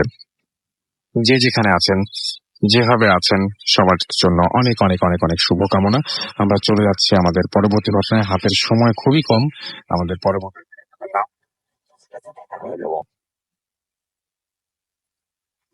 আরেকবার বলেন। আমি পিয়াল মগবাজার থেকে। জি রাসেল ভাই, যেহেতু সময় কম তো আমি স্টোরিটা একটু শর্টে শেষ করে ফেলবো। তো বেসিক্যালি এই স্টোরিটা আমাদের এলাকারই এক বড় ভাইয়ের সাথে ঘটা স্টোরি। তো তারা তিনজন একদিন ছাদের মধ্যে আড্ডা দিচ্ছিল। তো ওইখানে ছাদের মধ্যে একটি ঘর ছিল, খালি ঘর। তো তাদের ওইখান থেকে কিউরিয়াসিটি জায়গা যে এই ঘরটা অলওয়েজ কেন তালাবদ্ধ থাকে। তো যার বাড়ি, তো বাকি যে দুই ফ্রেন্ড ছিল ইমন ভাই আর উজ্জ্বল ভাই, তো তখন সোহাগ ভাইকে সেটা বলে যে এই ঘরটা তালা মারা কেন। তো সোহাগ ভাই তখন আসলে বলতে পারে না কেন, সে কখনো তার বাবা কিভাবে জিজ্ঞেসই করেনি। তো তারা তিনজন মিলে প্ল্যান করে যে একদিন ওই ঘরের মধ্যে তারা থাকবে, উনি হোক কোনোভাবে চাবিটা জোগাড় করে ঘরের ভিতর থাকবে। তো ওইরকম একদিন করে তারা। রাতের বেলা ওনারা উঠে সেই ঘর যায়, ছাদে যায়। তো যাওয়ার পর যখন চাবি দিয়ে গেটটা খুলতে তারা ট্রাই করে, গেট খুলে যায়, কিন্তু মনে হচ্ছিল যে গেটটা মানে ভিতর থেকে কেউ একজন ধাক্কা দিয়ে রেখেছে, মানে তাদের ভিতরে ঢুকতে দিতে চাচ্ছে না, এই ধরনের। তো কিছুক্ষণ পর ট্রাই করার পর হ্যাঁ গেট খুলে যায়। তো ওনারা যখন ভিতরে যায়, তো যাওয়ার পর ওনারা অবভিয়াসলি যেহেতু তিন ফ্রেন্ড একসাথে ছিল, তো তাদের প্ল্যান ছিল যে সারা তারা মানে জাগনা থাকবে। কিন্তু কিছুক্ষণের মধ্যেই তারা তিনজনই ঘুমিয়ে পড়েন। তো ঘুমিয়ে পড়ার পর হঠাৎ 3টার দিকে ইমন ভাইয়ের ঘুম ভাঙে। ঘুম ভাঙার পর উনি যখন পানি খেতে যায়, তো ছাদে যে টাঙ্কিটা আছে ওই টাঙ্কির দিকে তার নজরটা পড়ে। তো উনি এখানে একটা অবয়ব খেয়াল করতে পারেন। তো করার পর উনি খুব ভয় পায়, কিন্তু উনি কিছু বলতে পারে না। তো উনি কাইন্ড অফ হিপনোটাইজ হয়ে যায়। তো হওয়ার পর ওই অবয়বটার দিকে উনি যেতে শুরু করে এবং সিঁড়ি পেয়ে ওই টাঙ্কির উপরে উনি উঠে যায়। উঠে যাওয়ার পর উনি ওনার সাধারণ জ্ঞান ফিরে পায়। ফিরে পাওয়ার পর উনি আবিষ্কার করে যে উনি টাঙ্কির উপরে দাঁড়িয়ে আছে। এরপর উনি খেয়াল করতে পারে যে টাঙ্কির উপর কেউ একজন উঠছে। তো উনি যখন ভালো করে দেখে, তো দেখতে পায় যে 16-17 বছরের একটি মেয়ে টাঙ্কির ওপাশ দিয়ে উঠে আসতেছে। আর যখন ওই মেয়েটা উঠে আসছে, তো তখন ইমন ভাইয়ের দিকে এমন ভাবে তাকিয়েছিল, এতটা ক্ষোভ নিয়ে, মানে এর কারণে ইমন ভাই খুব বেশি ভয় পায়। চোখ একদম লাল লাল হয়ে গেছিল, মানে খুব ভয়ানক যতটুকু আমি জানতে পারছি। তো এটা দেখার পর ইমন ভাই খুব ভয় পায়, কিন্তু উনি কোনো কিছু বলার মতো অবস্থাতে ছিল না। আর সেই মেয়েটি একটা পর্যায়ে ইমন ভাইয়ের দিকে তেড়ে আসে, মানে তাকে কোনোভাবে অ্যাটাক করার ট্রাই করে, কিন্তু সামহাও কোনোভাবে ওই মেয়েটি তার পর্যন্ত আসতে পারছিল না। কেউ একজন এমন মানে মনে হচ্ছিল যে আছে ওখানে, যে মেয়েটিকে আটকিয়ে রেখেছে। তো এটা দেখার পর ইমন ভাই ওইখানেই সেন্সলেস হয়ে যায়।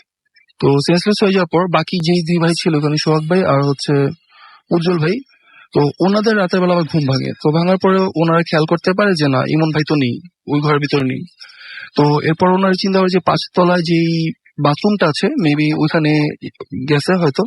তো ওনারা দুইজনও নামতে শুরু করে 5 তলার দিকে। 5 তলার বাথরুমের পাশে ছোট একটা খালি জায়গা, তাছাড়া 5 তলার কিছুই নেই। তো যখন ওনারা নামতে শুরু করে, তো ওইখানে খেয়াল করে যে বাথরুমের ওইখানে কেউ একজন উল্টা হয়ে দাঁড়িয়ে আছে। তো ফার্স্টে ওনারা ভাবে অবশ্যই এটা ইমন ভাই হবে, কারণ এত রাত্রে কি আসবে সে ছাড়া।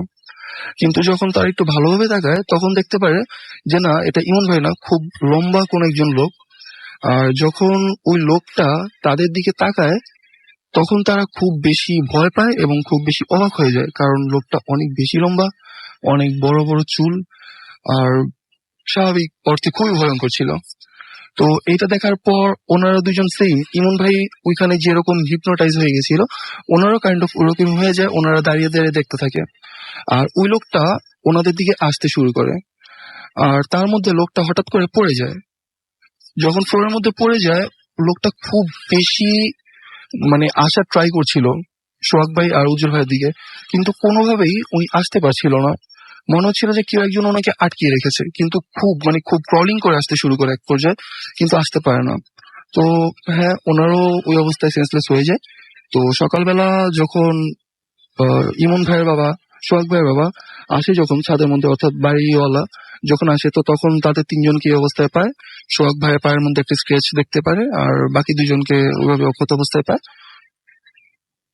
তো এরপরে ভাইয়া মোটামুটি স্টোরি এখানেই শেষ। থ্যাংক ইউ সো মাচ আপনার ঘটনার জন্য, আপনাকে অনেক অনেক ধন্যবাদ।